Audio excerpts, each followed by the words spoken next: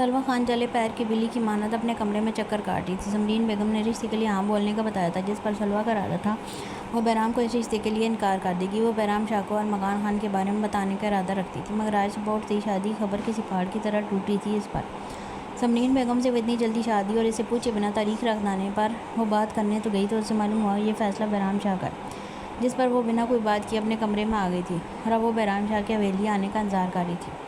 دل ارمغان خان کا رد عمل سوچ سوچ کر سوکھے پتے کی مانند لرز تھا۔ خشک پڑتے ہونٹوں پر زبان پھیرتی بیڈ سے اپنا دوپٹہ اٹھاتی وہ اپنے کمرے سے باہر نکلتی نیچے لان کی جانب بڑھی۔ وہ شاہ حویلی کے پاس پہنچا تو ایک کار کو حویلی سے باہر جاتے دیکھ جیپ وہیں روک دی۔ ابھی گارڈز گیٹ بند کرتے کنڈی لگاتے کہ ارمغان خان نے آگے بڑھتے پاؤں کی ٹھوکر سے گیٹ کو کھولا تو گارڈ لڑکھڑاتے ہوئے پیچھے گرا۔ اپنے سامنے ارمغان خان کو دیکھتے وہ بے ساختہ اٹھ کر چند قدم کے فاصلے پر کھڑا ہوا تھا۔ ارمغان خان کی خون چھلکاتی آنکھیں دیکھ گارڈ نے اسے نہ چھیڑنے میں ہی اپنی عافیت جانی تھی، جبکہ ارمغان خان ایک قہر بھری نظر اس پر ڈالتا لمبے لمبے ڈگ بھرتا آگے بڑھا تو ملازم نے سینے پر ہاتھ رکھتے گہری سانس لی۔ پہلے کی بات ہوتی تو وہ ارمغان خان کی اس حرکت پر ضرور کوئی رد عمل ظاہر کرتا، چاہے اس کے نتیجے میں ان کی ہڈیوں کا سرما بن جاتا، مگر اب صاحب ملازم کیا گاؤں والے جانتے تھے کہ شاہ اور خان ایک بار پھر سے ساتھ ہو گئے ہیں۔ اسی وجہ سے وہ ارمغان خان کے اندر جانے پر خاموشی سے گیٹ بند کرتا اپنی جیب سے فون نکالتا بہرام شاہ کو ارمغان خان کی آمد کے بارے میں بتانے لگا۔ وہ آندھی طوفان بنا لاؤنج میں داخل ہوا تھا۔ سبھی نظریں سامنے سے سیڑھیاں اترتی سلویٰ شاہ پر گئیں تو ارمغان خان کی آنکھوں میں پل میں خون اترا تھا۔ وہ جو سمرین بیگم کی تلاش میں ارد گرد نگاہ دوڑاتی نیچے اتر رہی تھی، خود پر نظروں کی تپش محسوس کرتے سامنے دیکھا تو دھاگ سے رہ گئی۔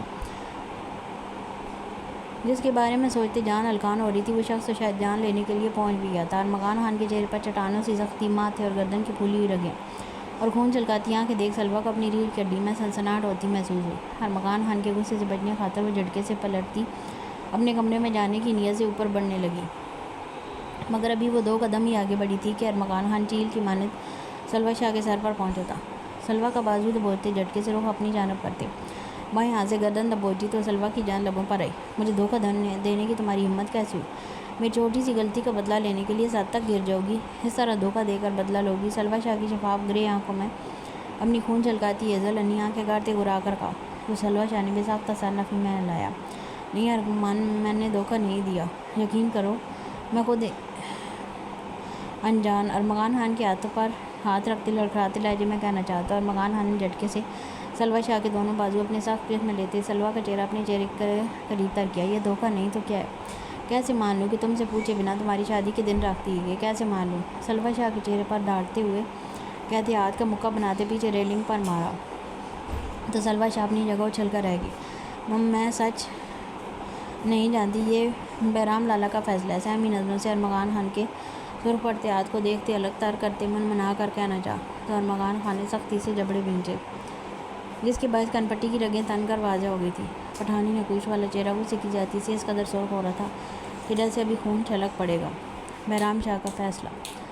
بہرام شاہ جیسا اصول پرست بندہ، لوگوں کو ان کے حقوق دلانے والا، اپنی بہن سے پوچھے بنا کیسے اس کی شادی رکھ سکتا ہے؟ جھوٹ وہ لو سلویٰ شاہ، جس پر میں یقین بھی کر لوں، لیکن جھوٹ ہے تو جھوٹ ہی صحیح۔ مگر ایک بات میں بھی تمہیں بتا دوں، اگر تم ارمغان خان کی نہیں تو پھر کسی کی بھی نہیں۔ دھوکہ دیا نا، سود سمیت بدلہ لوں گا۔ شادی نہ روک سکا تو اس پسٹل کی آدھی گولیاں تمہارے دماغ میں اتاروں گا اور باقی کی اپنی اس کمبخت دل میں، جو تمہیں دیکھ کر دھڑکنا شروع ہوا اور پھر ہر دھڑکن تمہارے نام کرتا چلا گیا۔ تمہیں تمہاری بے وفائی کے لیے مار دوں گا اور اپنے اس دل کو تمہاری جیسے دھوکے باز کے لیے، مجھ سے دغا کرنے کے لیے۔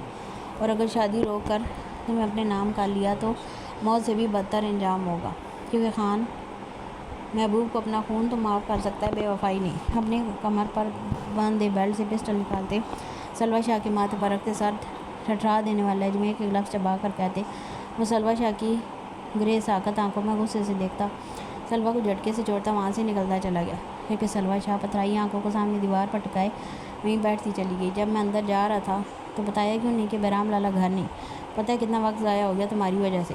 باہر آتے گارڈ کو دیکھتے سخت لہجے میں کہا تو وہ بیچارہ ہڑبڑا کر اپنی جگہ سے اٹھا تھا۔ چھوٹے خان جی، وہ آپ غصے میں تھے تو بس اسی لیے۔ کندھے پر لٹکتی بندوق کو ٹھیک کرتے من منا کر کہا تو ارمغان خان نے سخت نظروں سے اسے گھورا۔ بکواس بند کرو، سب کے سب کمزور ہو۔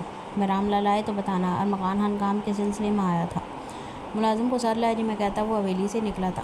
وہ جانتا تھا اپنے غصے میں وہ اس طرح حویلی میں داخل تو ہو گیا تھا مگر اب بہرام کے ملازموں سے ضرور بتائیں گے، اور ان کے بتانے پر بہرام اس سے سوال بھی کرے گا، تو اس سے اچھا تھا وہ خود اپنے آنے کی اطلاع دے جاتا تاکہ بہرام کو کسی طرح کا شک نہ ہو۔ جیپ کو ڈیرے کے سین میں کھڑی کرتا وہ چھلانگ لگا کر نیچے اترتا۔ زرگام خان کی گاڑی وہاں کھڑے دیکھ آنکھوں سے سن گلاسز اتارتے بازو کی آستین سے اپنے آنسو صاف کرتا، ہونٹوں پر زبردستی کی مسکراہٹ سجائے وہ اندرونی اے سی کی جانب بڑھا تھا۔ زرگام خان ڈیرے کا کام جلدی سے سمیٹ کر جلد از جلد حویلی پہنچنے کی نیت سے باہر نکل رہا تھا کہ سامنے سے آتے ارمغان خان کو دیکھتا مسکرا کر اس کی جانب بڑھا۔ ارے واہ ماشاء اللہ، یہ چاند کہاں سے نکل آیا؟ ارمغان خان کی جانب قدم بڑھاتے بجاج لہجے میں کہا، تو ارمغان خان نے مسکرا کر زرگام خان کو دیکھا۔ ارمغان خان ڈیرے بہت کم ہی آتا تھا، کیونکہ جب بھی آتا دادا جی اس کے لیے کوئی نہ کوئی کام تیار کر کے رکھا ہوتا تھا، اس لیے اس کی کوشش ہوتی تھی وہ تب بھی آئے جب زرگام یا آئس ڈیرے پر موجود ہوں، کیونکہ ان کے ہوتے چھوٹے خان کو کام کرنے کی کسی میں مجال نہ تھی۔ بس ایسے ہی آپ سے ملنے کا دل کر رہا تھا، سوچا ملو، نظریں اطراف میں گھماتے نرم لہجے میں کہا، تو زرگام خان نے چوں کر ارمغان خان کے چہرے کو دیکھا۔ یہاں مسکراہٹ تو تھی مگر ہمیشہ والی شوخی نہیں تھی۔ آگے بڑھتے ارمغان خان کی آنکھوں سے گلاسز اتارے جو وہ اندر آتا ہوا دوبارہ سے لگا چکا تھا۔ زرگام خان کی گلاسز اتارنے پر ارمغان خان نے ہڑبڑا کر زرگام خان کو دیکھا جو اب سخت نظروں سے ارمغان خان کو دیکھ رہا تھا۔ تم روئے ہو چھوٹے خان؟ ادھر کرو چہرہ اپنا اور بتاؤ مجھے کیوں رو کر آئے ہو؟ تمہاری آنکھوں میں آنسو تو مجھے اپنی میت پر قبول نہیں، تو پھر؟ ارمغان خان کا چہرہ اپنے دائیں ہاتھ میں تھامتے اپنی طرف کرتے سخت لہجے میں کہا، جبکہ ارمغان خان کی ایزل علی آنکھوں کے سوجے ہوئے پپوٹے اور نم ملکے دیکھ زرگام خان کو ایسا محسوس ہوا جیسے کسی نے دل کو پاؤں تلے کچل دیا ہو۔ اللہ نہ کرے کیسی باتیں کر رہے ہیں لالا، وہ تو بس ایسے ہی۔ زرگام خان کی بات پر تڑپ کر کہتے انگلی کے پوروں سے آنکھیں صاف کی، تو زرگام خان نے سختی سے مٹھیاں باندھتے ارمغان خان کے چہرے کی زخمی مسکراہٹ دیکھی۔ اس سے پہلے میں قیامت برپا کر دوں یہ جاننے کے لیے کہ میرا چھوٹا خان کس وجہ سے رویا ہے، تم مجھے خود جبڑے بھیجتے۔ سر سپاٹ لہجے میں زرگام خان ابھی اپنی بات مکمل کرتا کہ ارمغان خان کسی چھوٹے بچے کی مانند زرگام خان کے سینے سے لپٹتا، اپنے دونوں بازو زرگام خان کے کندھے کے گرد پشت پر باندھ دیا۔ سسک کر روتا وہ زرگام خان کی جان لبوں پر لے آیا تھا۔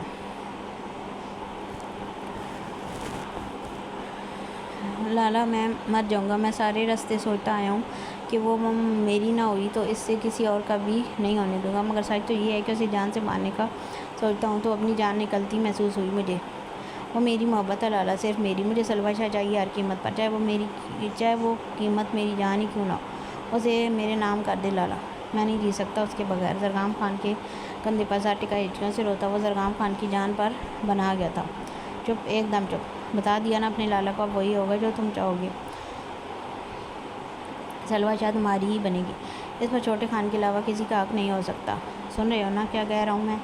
سلویٰ تمہاری ہی ہے، اب ایک آنسو اگر تم نے اس کی وجہ سے باہر نہ تو یاد رکھنا میں اس کی جان لے لوں گا، جس کی وجہ سے میرے چھوٹے خان کی آنکھوں سے مزید ایک اور آنسو بہا بھی تو۔ ارمغان خان کی پیٹھ سے لاتے بالوں میں ہاتھ پھیرتے سرد و سپاٹ لہجے میں کہا۔ ارمغان خان نے انوس چہرہ ویسے ہی چھپائے سر اس بات میں لایا، تو زرگام خان نے سختی سے ارمغان خان کو خود میں بھیج لیا تھا۔ ارمغان خان کو پلنگ پر بٹھاتے ملازم کو کھانا لانے کا حکم دیتے وہ واپس کمرے میں آیا تھا، جہاں ارمغان خان نظریں زمین پر ٹکائے کسی گہری سوچ میں غرق تھا، جسے دیکھ زرگام خان نے گہرا سانس بھرتے جلد از جلد بہرام سے بات کرنے کا سوچا تھا۔ سو جاؤ ارمغان، تمہاری حالت دیکھ میں پہلے ہی بہت مشکل سے خود پر ضبط کیے بیٹھا ہوں، اب اگر تم نے آنکھیں بند نہ کی تو میں ابھی اور اسی وقت شاہ حویلی سے سلویٰ شاہ کو غائب کروا کر تم سے نکاح پڑھوا دوں گا۔ شام میں ارمغان خان کو زبردستی اپنے ہاتھوں سے کھانا کھلانے کے بعد وہ عشاء کی نماز پڑھتے وہ ارمغان خان کے ساتھ ڈیرے پر ہی بیٹھ گیا تھا۔ وہ ارمغان کو اکیلے چھوڑ کر جانے کا رسک نہیں لینا چاہتا۔ زرگام خان اچھے سے ارمغان کی جذباتی طبیعت سے واقف تھا، جذباتی پن میں تو سب ایک سے بڑھ کر ایک تھے، اسی لیے ایک دوسرے کو بہت اچھے سے جانتے تھے، اور زرگام نہیں چاہتا تھا وہ خود کو کوئی نقصان پہنچائے، اس لیے وہیں دوسرے پلنگ پر وہ ارمغان کے قریب ہی لیٹ گیا تھا۔ اور اب رات کے 12 بج رہے تھے۔ ارمغان خان کو چھت پر نظریں ٹکائے دیکھ زرگام خان نے سخت لہجے میں کہا، تو ارمغان خان کے ہونٹوں پر زخمی مسکراہٹ چمکی، پتہ لالا میں چھوٹا ہوتا سوچتا تھا کہ میرے بابا مجھے کیوں چھوڑ کر چلے گئے، ابھی تو میں نے ان سے بہت سی باتیں کرنی تھی، اپنے حصے کا بیان لینا تھا اور بھی بہت کچھ، لیکن جب میں آپ کی اپنے لیے محبت اور اپنے دل میں آپ کے لیے محبت دیکھتا ہوں تو مجھے لگتا ہے وہ اس لیے مجھے چھوڑ کر چلے گئے کہ اگر وہ ہوتے تو اپنے بیٹے کا خود سے زیادہ آپ سے پیار دیکھ ضرور جیلس ہوتے، وہ جیلس نہ ہوں اس لیے اللہ نے انہیں اپنے پاس بلا لیا۔ مگر اب گزرتا دن مجھے اس بات کا بھی احساس دلاتا ہے کہ باپ تو باپ ہوتا ہے، اس کی جگہ کوئی نہیں لے سکتا۔ ارمغان خان کے نام لہجے میں کی گئی بات پر زرگام کی آنکھوں میں تکلیف دہ تاثرات ابھرے تھے۔ کیا وہ اسے باپ کا پیار دینے میں ناکام ہو گیا تھا؟ کیا اس کی بے لوث محبت رائے گاں گئی تھی؟ مگر جو شخص باپ سے بڑھ کر پیار دے، آپ کے لیے بیک وقت ماں باپ دوست ہمدرد رازدار بن جائے، وہ شاید باپ کی جگہ تو نہیں مگر باپ سے بڑھ کر عزیز ضرور ہو جاتا ہے۔ اس کا مقام نظروں کے ساتھ ساتھ دل میں بھی اونچا ہو جاتا ہے۔ مجھے اپنے باپ سے بہت محبت ہے لالا، مجھے آپ سے عشق ہے۔ باپ کے بغیر تو میں جی چکا ہوں مگر آپ کے بغیر میں مر جاؤں گا لالا۔ آپ کا سایہ ہمیشہ میرے سر پر سلامت رہنا چاہیے۔ میں اس دنیا کی گرم مسرد ہوا کو نہیں جھیل سکتا لالا۔ آپ کے بغیر آپ کا چھوٹا خان بہت کمزور ہے۔ زرگام خان کی گود میں سر چھپا کر سسکتے ہوئے کہتا وہ زرگام خان کی آنکھیں بھی نم کر گیا تھا، جبکہ ارمغان خان کے ہونٹوں سے ادا ہوا ہر ایک لفظ زرگام خان کو سرشار کر گیا تھا۔ ایک نظر اپنی گود میں سر رکھے سوئے ارمغان خان کو دیکھتے جیب سے فون نکال کر وقت دیکھا تو رات کے 2 بجے تھے۔ عقیدت کے بارے میں سوچتے دل پہ سخت دھڑکا تھا۔ وہ ناراض ہوگی یا انتظار کر رہی ہوگی، کئی سوچیں بیک وقت دماغ میں گردش کرنے لگی۔ لمحے کی تاخیر کے بنا عقیدت کا نمبر ڈائل کیا جو سوئچ آف جا رہا تھا۔ نمبر بند جانے پر زرگام خان کو ناراضگی کا اندازہ ہو گیا تھا۔ پریشانی سے پیشانی کو مسلتے ہاتھ بڑھا کر سائڈ پر پڑی اپنی اجرک ارمغان خان کے وجود پر اڑائی، جبکہ سر دیوار کی پشت سے ٹکاتے ایک بار پھر عقیدت کا نمبر ڈائل کیا۔ ہم سوری لکھ کر میسج سینڈ کرتے، گیلری میں موجود عقیدت کی تصویر نکالتے، محبت سے اسے چھوا تھا۔ اب نیند آنا تو مشکل تھا، تو ساری رات عقیدت شاہ کے خوبصورت چہرے کو آنکھوں کے رستے دل میں اتارتے گزری تھی۔ صبح 10 بجے کے قریب وہ ارمغان کو لیتا حویلی پہنچا تھا۔ ارمغان کو اس کے کمرے میں چھوڑتا تیز قدم بڑھاتا وہ اپنے کمرے میں پہنچا تھا۔ جھٹکے سے دروازہ کھولتے زرگام خان جیسے ہی اندر داخل ہوا تو کمرے کی خاموشی نے اس کا استقبال کیا تھا۔ کمرے کے دروازے سے لے کر کمرے کے چاروں کونوں تک گلاب کی پتیاں قالین کی مانند بچھی ہوئی تھیں۔ بیڈ پر ٹی پنک سلک کی شیٹ پر گلاب کی پتیوں سے لکھے پاگل خان کے الفاظ دیکھتے زرگام خان نے بری طرح ہونٹ کھول لیے تھے۔ کمرے کے اطراف میں رکھی رنگ برنگی کینڈل جو سارا جلنے کے پاس ختم ہونے کی تھی، انہیں دیکھ زرگام خان نے آگے بڑھتے اپنی ہتھیلی ان پر جماتے بجھایا تھا۔ اتنے عرصے میں وہ عقیدت کو اس کی روح تک جان گیا تھا۔ جب وہ غصہ ہوتی یا کسی بات پر برا مناتی تو وہ چیختی چلاتی تھی، چیزیں توڑتی، اپنے غصے کا اظہار کرتی تھی۔ غصہ شدید ہوتا تو لمحے میں کمرے کی حالت بگاڑ دیتی تھی، مگر جب اسے کوئی بات تکلیف دیتی تھی، جب اسے زرگام خان کی کسی بات سے دکھ پہنچتا تھا، تب وہ خاموشی اختیار کر لیتی تھی۔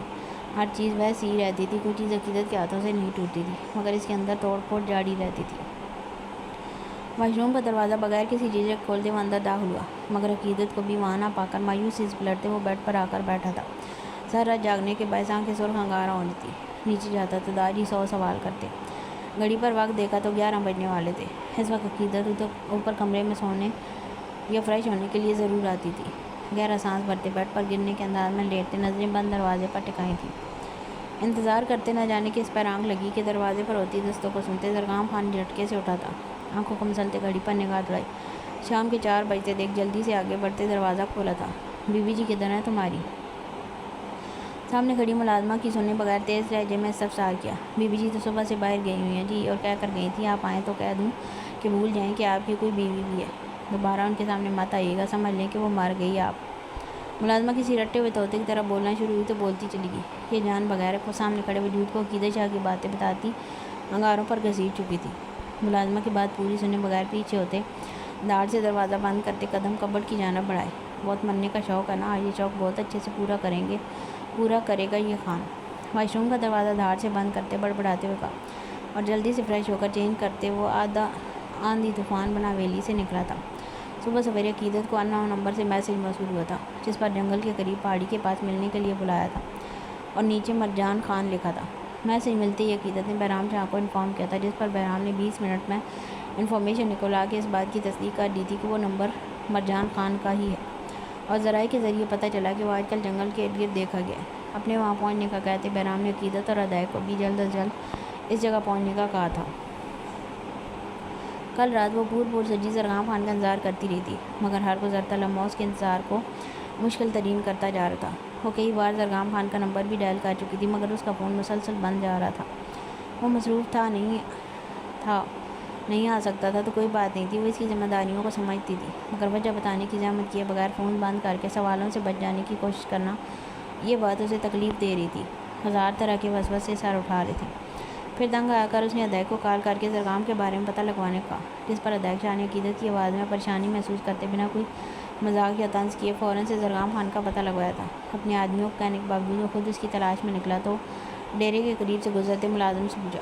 اس نے زرگام اور مکان کے اندر ہونے کا بتایا، جس پر ادائق سارا اس بات میں لاتا وہاں سے حویلی واپس آتا رستے میں عقیدت کو زرگام کے ڈیرے پر ہونے کا بتا چکا تھا، جس کے بعد وہ خاموشی سے چینج کرتی آ کر صوف پر بیٹھ گئی تھی۔ نہ جانے کیوں آنکھیں بار بار زرگام خان کی لاپرواہی پر بھیگتی جا رہی تھی۔ وہ جانتا تھا وہ انتظار کاری ہے، مگر اس نے آنے کی بجائے اپنی مصروفیت کا بتانا تک گوارا نہیں کیا۔ زرگام خان کے خیال کو جھٹکتے ارد گرد نگاہ دوڑائی۔ وہ آگے بڑھ رہی تھی کہ پیچھے کسی کی موجودگی محسوس کر کے جھٹکے سے پلٹی تھی، مگر درختوں کے سوا دور دور تک کوئی زی رو نہیں تھا۔ مگر پھر بھی خود پر کسی کی نظروں کی تپش محسوس کرتے عقیدت نے جیکٹ سے اپنا پسٹل نکالا تھا۔ ارد گرد نگاہ دوڑاتے وہ بائیں جانب پلٹی تو اپنے پیچھے درام کی آواز پر لمحے کے لیے گڑبڑا گئی۔ اس سے پہلے عقیدت پلٹی کہ پیچھے موجود شخص نے اپنے ہاتھ میں تھامے تیز دھار آلے کو پیچھے سے ہاتھ لے جاتے عقیدت کی شہ رگ پر رکھا تھا۔ کون؟ اپنے ڈر پر قابو پاتے سخت لہجے میں استفسار کیا تو پیچھے کھڑے شخص نے اپنے آلے پر دباؤ بڑھاتے دوسرے ہاتھ سے عقیدت کی ہاتھ میں تھامی پسٹل جھپٹنے کے انداز میں چھینی تھی۔ اپنی گردن سے نکلتی خون کی لکیر کو سینے تک محسوس کر کے عقیدت نے سختی سے اپنی مٹھیاں بیٹی تھی۔ تمہاری موت! سر ٹھٹھار دینے والا لہجہ سنتے عقیدت کو اپنے وجود میں سر لہریں سرایت کرتی محسوس ہوئی تھی۔ سبز نگینوں سی آنکھوں میں پل میں نمی اتری تھی۔ گردن پر دباؤ محسوس کرتے عقیدت نے سختی سے اپنی آنکھیں میچی تھی۔ بہت شوق ہے نا تمہیں مرنے کا، مجھ سے دور جانے کا، تو آج میں تمہیں اپنے انداز میں مار ہی دیتا ہوں، لیکن دور ہونے کے بجائے تمہیں خود سے اس قدر قریب تر کر لوں گا کہ تمہیں اپنا وجود زرگام خان کی خوشبو سے مہکتا محسوس ہوگا۔ سانسیں تو تمہاری ہوں گی مگر ان میں خوشبو میری ہوگی۔ جھٹکے سے عقیدت کا رخ اپنی جانب کرتے چاقو نما آلے کو عقیدت کی ٹھوڑی تلے رکھ کر چہرہ اوپر کرتے سر پر اسرار لہجے میں کہا تو عقیدت نے شکوہ کناں نظروں سے زرگام خان کو دیکھا تھا۔ آ گئی یاد بیوی کی؟ نم آنکھیں زرگام خان کی نیلی گہری آنکھوں میں گاڑتے اپنی ٹھوڑی پر رکھے چاقو کو جھٹکتے تپے تپے لہجے میں کہا تو زرگام خان نے جبڑے بھین کر عقیدت شاہ کے سرخ پڑتے چہرے کو دیکھا تھا۔ ایک بیوی تو ہے جو مجھے کبھی بھولتی نہیں، ہر وقت حواسوں پر سوار رہتی ہے۔ انگوٹھے کو خون کی لکیر پر پھیرتے سنجیدہ لہجے میں کہتے عقیدت شاہ کی آنکھوں میں جھانکا تو عقیدت نے ناک سکیڑتے چہرے کا رخ بدلا تھا۔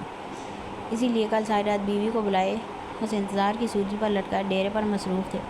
زرگام خان کے کالر کو دونوں مٹھیوں میں دبوچتے دبے دبے لہجے میں چلا کر کہا تو زرگام خان نے اپنا کالر تھامے عقیدت کے ہاتھوں کو اپنی سخت گرفت میں لیتے جھٹکے سے کالر سے ہٹا کر گردن کے گرد لپیٹا۔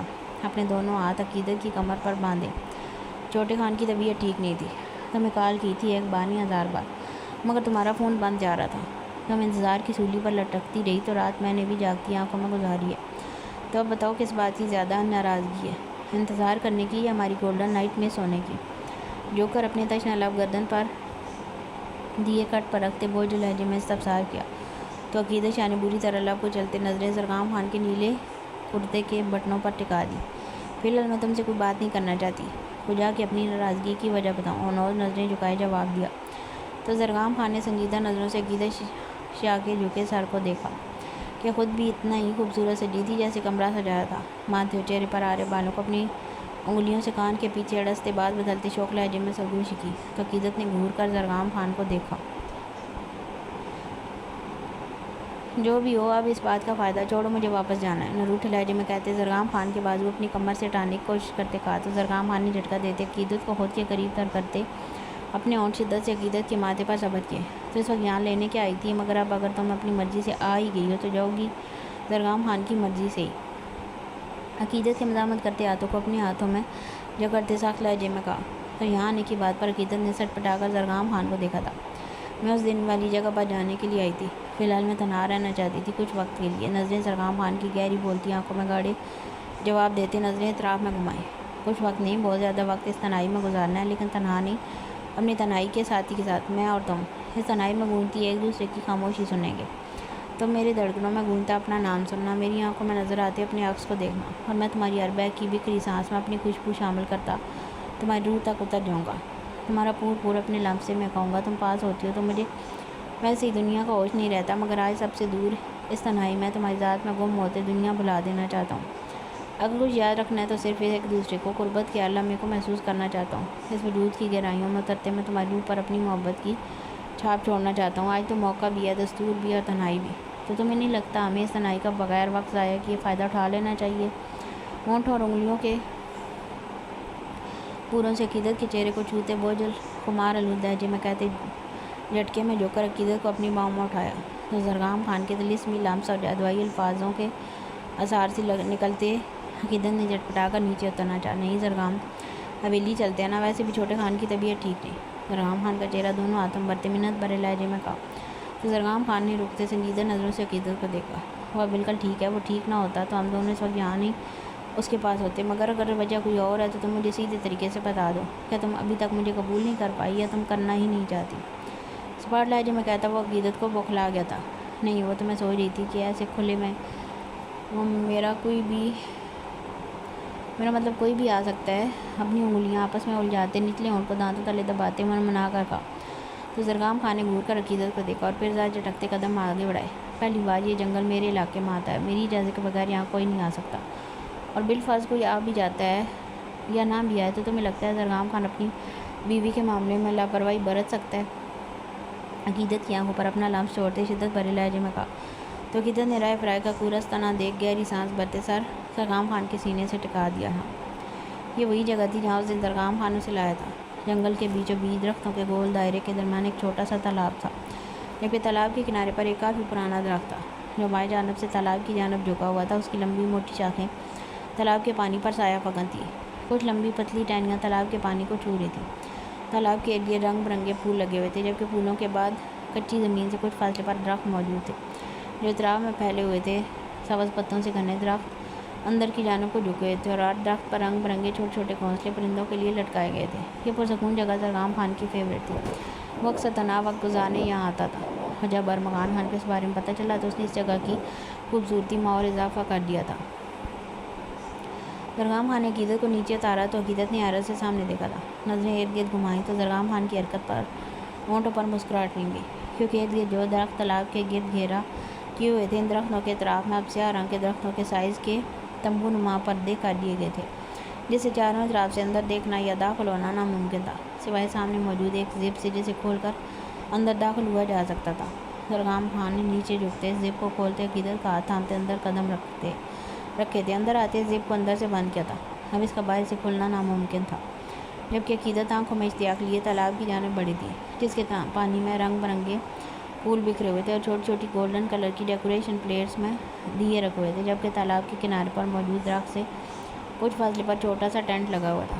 کیسا لگا؟ میں کل کے دن کو بہت یادگار بنانا چاہتا تھا، مگر خیر تمہارے ساتھ گزرا ہر لمحہ میرے لیے یادگار ہے، اور رات کل کی ہو یا آج کی، یہ بات اہمیت نہیں رکھتی، تمہارا میرے پاس ہونا یہ معنی رکھتا ہے۔ عقیدت کی گردن سے بال ہٹاتے اپنی ٹھوڑی کندھے پر ٹکاتے دونوں ہاتھ عقیدت کے پیٹ پر باندھے سرکوشی کی تو عقیدت نے گردن ترچھی کر کے زرگام خان کے پرسکون چہرے کو دیکھا تھا۔ یہ سب تم نے کیا؟ لہجے میں اشتیاق لیے استفسار کیا تو زرگام خان نے مسکرا کر سارا اس بات میں لایا۔ تمہیں شک ہے کوئی؟ تم مجھے کن شوہروں میں سے سمجھتی ہو جو صرف پیار محبت کی باتیں کر سکتے ہیں؟ اگر میں اپنی بیوی سے اتنا کچھ ڈیمانڈ کر سکتا ہوں تو کیا میں اس کے لیے یہ سب نہیں کر سکتا؟ بس یہ تمبو میں نے نہیں لگائے، لیکن ان کی وجہ سے کھپا بہت ہوں۔ کہیں سے اتنے زیادہ سائز کے مل نہیں رہے تھے، جو ملتے تھے ان سے نظر آتا تھا، اور اگر مل جاتے تھے تو میرا دل راضی نہیں ہوتا تھا۔ پھر راستے میں کسی کی شادی ہو رہی تھی، تب میری نظر ان پر پڑی، تو پھر ایک دن کے آرڈر پر یہ بلیک کلر میں بنوائے۔ اب تو مجھے پاگل مت سمجھنا، سمجھ بھی سکتی ہو کیونکہ تمہارے معاملے میں تھوڑا پاگل ہو جاتا ہوں میں۔ بازو سے تھام کر رخ اپنی جانب کرتے کندھے اچکا کر کہا تو عقیدت نے مسکرا کر نفی میں سر لایا، جبکہ دل زرگام خان کی اتنی محبت اور چاہت دیکھتے رب کے حضور سجدہ ریز ہوا تھا۔ تشکر بھری نظروں سے زرگام خان کو دیکھتے آنکھوں میں نمی اتری تو زرگام خان کے چہرے کے تاثرات پل میں بدلے تھے۔ میں محبت کرتی ہوں تم سے، ماضی میں کبھی جو میں تمہارے قریب چاہے مامی کی قسم توڑنے کے لیے، مگر میرا دل جانتا تھا کہ دونوں ہاتھ زرگام کے سینے پر رکھ کے نم لہجے میں کہا تو زرگام خان نے خاموشی سے انہیں اپنے ہاتھوں میں تھاما تھا۔ مجھے اس بات میں کوئی آر محسوس نہیں ہو رہی کہ میں تمہیں اپنی فیلنگس بتا رہی ہوں، میں اس وقت سچ میں تمہارا ساتھ چاہتی تھی، میں نفس کی کمزور نہیں ہوں، میں بس تمہیں کھونا نہیں چاہتی تھی، میں ہمارے رشتے کو مضبوط کر دینا چاہتی تھی کہ تم چاہ کر بھی مجھے چھوڑ نہ سکو، اور یہ بات میں نہ صرف تم سے بلکہ خود سے بھی چھپاتی رہی، میں اسے مامی کی قسم کا لبادہ اوڑھتی رہی، ورنہ میرا دل حقیقت جانتا تھا۔ میں نے ماضی میں کام کیا جس کی وجہ سے تم میری جانب متوجہ ہو، چاہے غصے میں ہی، میں تمہیں کھونا نہیں چاہتی تھی، مگر اب مجھے لگتا ہے جیسے میں تمہاری اتنی شدتیں اور محبت سنبھال نہیں سکوں گی، میں تمہیں کھو دوں گی۔ مجھے ڈر لگتا ہے زرگام، کچھ بھی ہو جائے، کچھ بھی، میں تمہیں کھونا نہیں چاہتی، میرے پاس رہنا، بہت پاس، ہمیشہ۔ نم لہجے میں اپنے ایک ایک لفظ پر زور دے کر کہتی وہ زرگام خان کا دل بری طرح دھڑکا چکی تھی۔ تبھی زرگام خان نے بنا جواب دیے جھک کر عقیدت کے ہونٹوں کو اپنے ساتھ گرفت میں لیا تھا۔ دیے جلائیں، زرگام خان کے پیچھے ہونے اور خود کو والہانہ نظروں سے دیکھنے پر مدھم لہجے میں کہا تو زرگام خان نے نظریں اوپر اٹھا کر ڈلتی شام کو دیکھا۔ شام کو رات میں ڈلتے دیکھ سارس بعد میں لاتے قدم ٹینٹ کی جانب بڑھائے، وہاں سے ماچس کی ڈبی اٹھاتے باہر آ کر عقیدت کا ہاتھ تھامے قدم تالاب میں رکھے۔ اپنی پیٹھ پر زرگام خان کی گہری تپش زدہ نظروں کو محسوس کرتے عقیدت نے بری طرح ہاتھ مس لیتے۔ وہ تب سے زرگام خان کی لو دیتی نظروں سے بچنے کی کوشش کر رہی تھی۔ دیے جلانے میں بھی وہ جان بوجھ کر وقت ضائع کر رہی تھی۔ وہ جانتی تھی اگر فرار ممکن نہیں، مگر آج وہ چاہ کر بھی زرگام خان کی لو دیتی نظروں کا مقابلہ نہیں کر پا رہی تھی۔ مجھے لگا یہ گہرا ہوگا، مگر یہ تو بالکل بھی گہرا۔ کنارے کے قریب پہنچتے معنی خیز خاموشی سے تنگ آتے عقیدت نے نارمل لہجے میں کہا۔ ابھی وہ بات مکمل کرتی کہ پیچھے سے آتے زرگام خان نے بازو سے تھامتے جھٹکے سے رخ اپنی جانب کرتے عقیدت کی سانسوں سے اپنی سانسیں سلجھائی تھیں۔ عقیدت کے پہنے بلیک لانگ کوٹ کو اتار کر دور اچھالتے ایک بازو عقیدت کی گردن کے گرد لپیٹتے، دوسرے بازو سے کمر کو جکڑا تھا۔ پوری شدت سے عقیدت کے ہونٹوں پر گرفت جماتے وہ یوں ہی عقیدت کو تھامے، عقیدت کو پیچھے کو جھکاتے زمین پر لٹاتے اس پر جھکایا تھا۔ اپنے سینے پر دھرے عقیدت کی ہاتھوں میں اپنی انگلیاں پھنساتے ہوئے انہیں نیچے گیلی زمین پر لگا چکا تھا۔ قطرہ قطرہ عقیدت کی ٹھنڈی سانسوں کو خود میں اتارتے وہ ان کی مہک کو اپنی سانسوں میں محسوس کرتا بہکتا جا رہا تھا۔ عقیدت کی بکھری سانسوں کو محسوس کرتے وہ لمحے کے لیے پیچھے ہوتا دوبارہ جھک چکا تھا، جبکہ زرگام خان کی شدت پر عقیدت نے سختی سے اپنی آنکھیں بند کی تھی۔ آئی ایم سوری روئے من، کیونکہ آج رات اس پاگل خان کی جنونی قربت تمہیں برداشت کرنی پڑے گی۔ تم پر چاہ کر بھی رحم نہیں کر پاؤں گا، کیونکہ تمہارے ہجر نے بہت تڑپائے ہے۔ زرگام خان کے وجود کا ذرہ ذرہ تمہاری ہجر کی آگ میں جھلسا ہے۔ آج اگر یہ قربت نصیب ہوئی ہے تو جان لو کہ برسوں کی تشنگی ایک رات میں نہیں مٹنے والی، اس کے لیے تو بہت سی صدیاں درکار ہیں۔ مگر آج قربت کی پہلی بارش میں زرگام خان پوری طرح بھیگ جانا چاہتا ہے۔ اس تشنگی کو مٹانے کے لیے تمہاری کسی مزاحمت کو خاتمے میں نہیں لانے والا۔ عقیدت کے کان کی لو کو دانتوں تلے دباتے جھک کر عقیدت کو اپنی باہوں میں اٹھاتے ٹینٹ میں داخل ہوتے عقیدت کو نیچے رکھے سفید رنگ کے کشنز پر لٹاتے پلٹ کر ٹینٹ کا پردہ گرایا۔ حیا سے سرخ تمتماتے چہرے کو اوپر اٹھاتے عقیدت نے زرگام خان کو دیکھا تھا، جو اپنا کرتا اتارتے سیاہ رنگ کی بنیان کو اتار کر بھی نیچے پھینک چکا تھا۔ عقیدت کی نظریں زرگام خان کے چوڑے مضبوط سینے سے ہوتی سکس پیک پر آئیں تو عقیدت کو اپنا دل رکتا محسوس ہوا تھا۔ نظریں سرکتی ہوئی پھولے مسلس پر آئیں تو گلے میں گلٹی سی ابھر کر معلوم ہوئی۔ نظریں بازوؤں کی تنی رگوں سے ہوتی گردن کی ہڈی پر سرکتی زرگام خان کے منہ تلے نابی ہونٹوں پر آئیں تو ان ہونٹوں کا دہکتا لمس یاد کرتے عقیدت کا دل دھک سے رہ گیا تھا۔ نظریں بے ساختہ جھکی تھی کہ تبھی زرگام خان نے عقیدت کے سامنے بیٹھتے جھٹکے سے اسے اپنے قریب کیا تھا، بنا عقیدت کو سمجھنے کا موقع دیے۔ وہ اس کی شرٹ کے اوپر بٹن کھولتا کندھے سے سرکا چکا تھا۔ ایک منٹ پلیز۔ زرگام خان کی ذرا سی قربت پر سانسیں پل میں منتشر ہوئی تھیں۔ تبھی زرگام خان کے سینے پر ہاتھ رکھتے خشک پڑتے ہونٹوں کو تر کرتے من منا کر کہا تو زرگام خان نے خمار آلود نظروں سے عقیدت کو دیکھتے سر نفی میں لایا تھا۔ ایک منٹ بھی نہیں بیگم۔ بہت خمار آلود لہجے میں سرگوشی کرتے وہ عقیدت کو پیچھے کی جانب دھکا دیتے اس پر گرنی کا ٹاک کی طرح سایہ فگن ہوا تھا۔ زرگام خان کے دہکتے ہونٹوں کا لمس اپنے چہرے پر سرکتے گردن اور کندھوں پر محسوس کرتے عقیدت کا پورا وجود لرز اٹھا تھا۔ جان تو تب ہوا ہوئی جب زرگام خان نے شرٹ کو مزید کھسکاتے اپنے لب دل کے مقام پر رکھے تھے۔ زرگام خان کے شدت بھرے لمس سے عقیدت کے ہونٹوں سے نکلتی سی اس کی زرگام خان کی ہتھیلی کے نیچے دم توڑ چکی تھی۔ زرگام خان کے ہونٹوں کے جان لیوا لمس کو اپنے پیٹ اور بے باک ہاتھوں کے لمس کو اپنے وجود پر گردش کرتے محسوس کرتے عقیدت نے تڑپ کر اپنے دونوں ہاتھ زرگام خان کے کندھوں پر رکھے تھے۔ زرگام پلیز، مجھے ڈر لگ رہا ہے، میرا دل بند ہو جائے گا۔ ناخن زرگام خان کے کندھے پر گاڑتے گہری سانسوں کے درمیان دبے دبے لہجے میں چیخ کر پکارا تو زرگام خان نے سر اٹھاتے خمار آلود نظروں سے عقیدت کی بند آنکھوں کو دیکھا۔ نظریں آنکھوں سے سرکتی خون چھلکاتے رخساروں سے ہوتی گردن پر موجود سرخ نشانوں سے سرکتی دودھ یا پیٹ پر موجود اپنی شدتوں کے نشان پر آئیں تو زرگام خان کے گلے میں گلٹی سی ابھر کر معلوم ہوئی تھی۔ نظریں عقیدت کے بکھرے سراپے پر گاڑتے اپنا بازو عقیدت کی کمر کے گرد لپیٹے جھٹکے سے اٹھاتے اپنے سامنے بٹھایا تھا۔ تمہیں میری شدتوں پر ڈر لگ رہا ہے اور جو میں تمہارے دور جانے کے خیال سے ڈرتا رہا ہوں، تمہارا دل میری بے باکیوں پر بند ہو رہا ہے، جبکہ میرا دل تمہاری دوری پر بند ہوتا رہا ہے۔ اور یقین مانو تمہارا ڈر میرے ڈر کے آگے بے معنی ہے، اور تمہارا دل میرے لمس پر دھڑک تو سکتا ہے، بند نہیں ہو سکتا۔ اب تم ایک لفظ نہیں کہو گی عقیدت۔ صرف خاموشی سے مجھے محسوس کرو گی، گمبھیر لہجے میں کہتے، آخر میں سخت لہجے میں کہتے، اپنا ہاتھ عقیدت کے بالوں میں اڑستی شدت سے اس کے سرخ پڑتے ہونٹوں پر جھکایا۔ عقیدت کے ناخنوں کو اپنی پیٹھ میں دھنستے محسوس کرتے زرگام کی شدتوں میں اضافہ ہوتا چلا گیا۔ گزرتی رات میں عقیدت کی بکھری سانسوں اور سسکیوں کے مدھم شور میں زرگام خان کی محبت بھری بے باک سرگوشیاں شامل ہوتی خاموش فضا میں رقص پیدا کر رہی تھیں۔ جیسے جیسے رات گزر رہی تھی زرگام خان کی شدتوں میں اضافہ ہی ہوا تھا۔ ایک دوسرے کی قربت میں گم ہوتے ہوئے ایک دوسرے کی روح تک اتر گئے تھے۔ وہ دونوں جیسے ہی جنگل کے قریب پہنچے وہاں زرگام خان کی جیپ دیکھ ادائے کا دل کیا اپنا ماتھا پیٹ لے۔ مجھے نہیں لگتا اب مرجان آئے گا، بہرام نے اطراف میں نگاہ دوڑاتے ہوئے کہا تو ادائق شاہ نے کندھے اٹھائے۔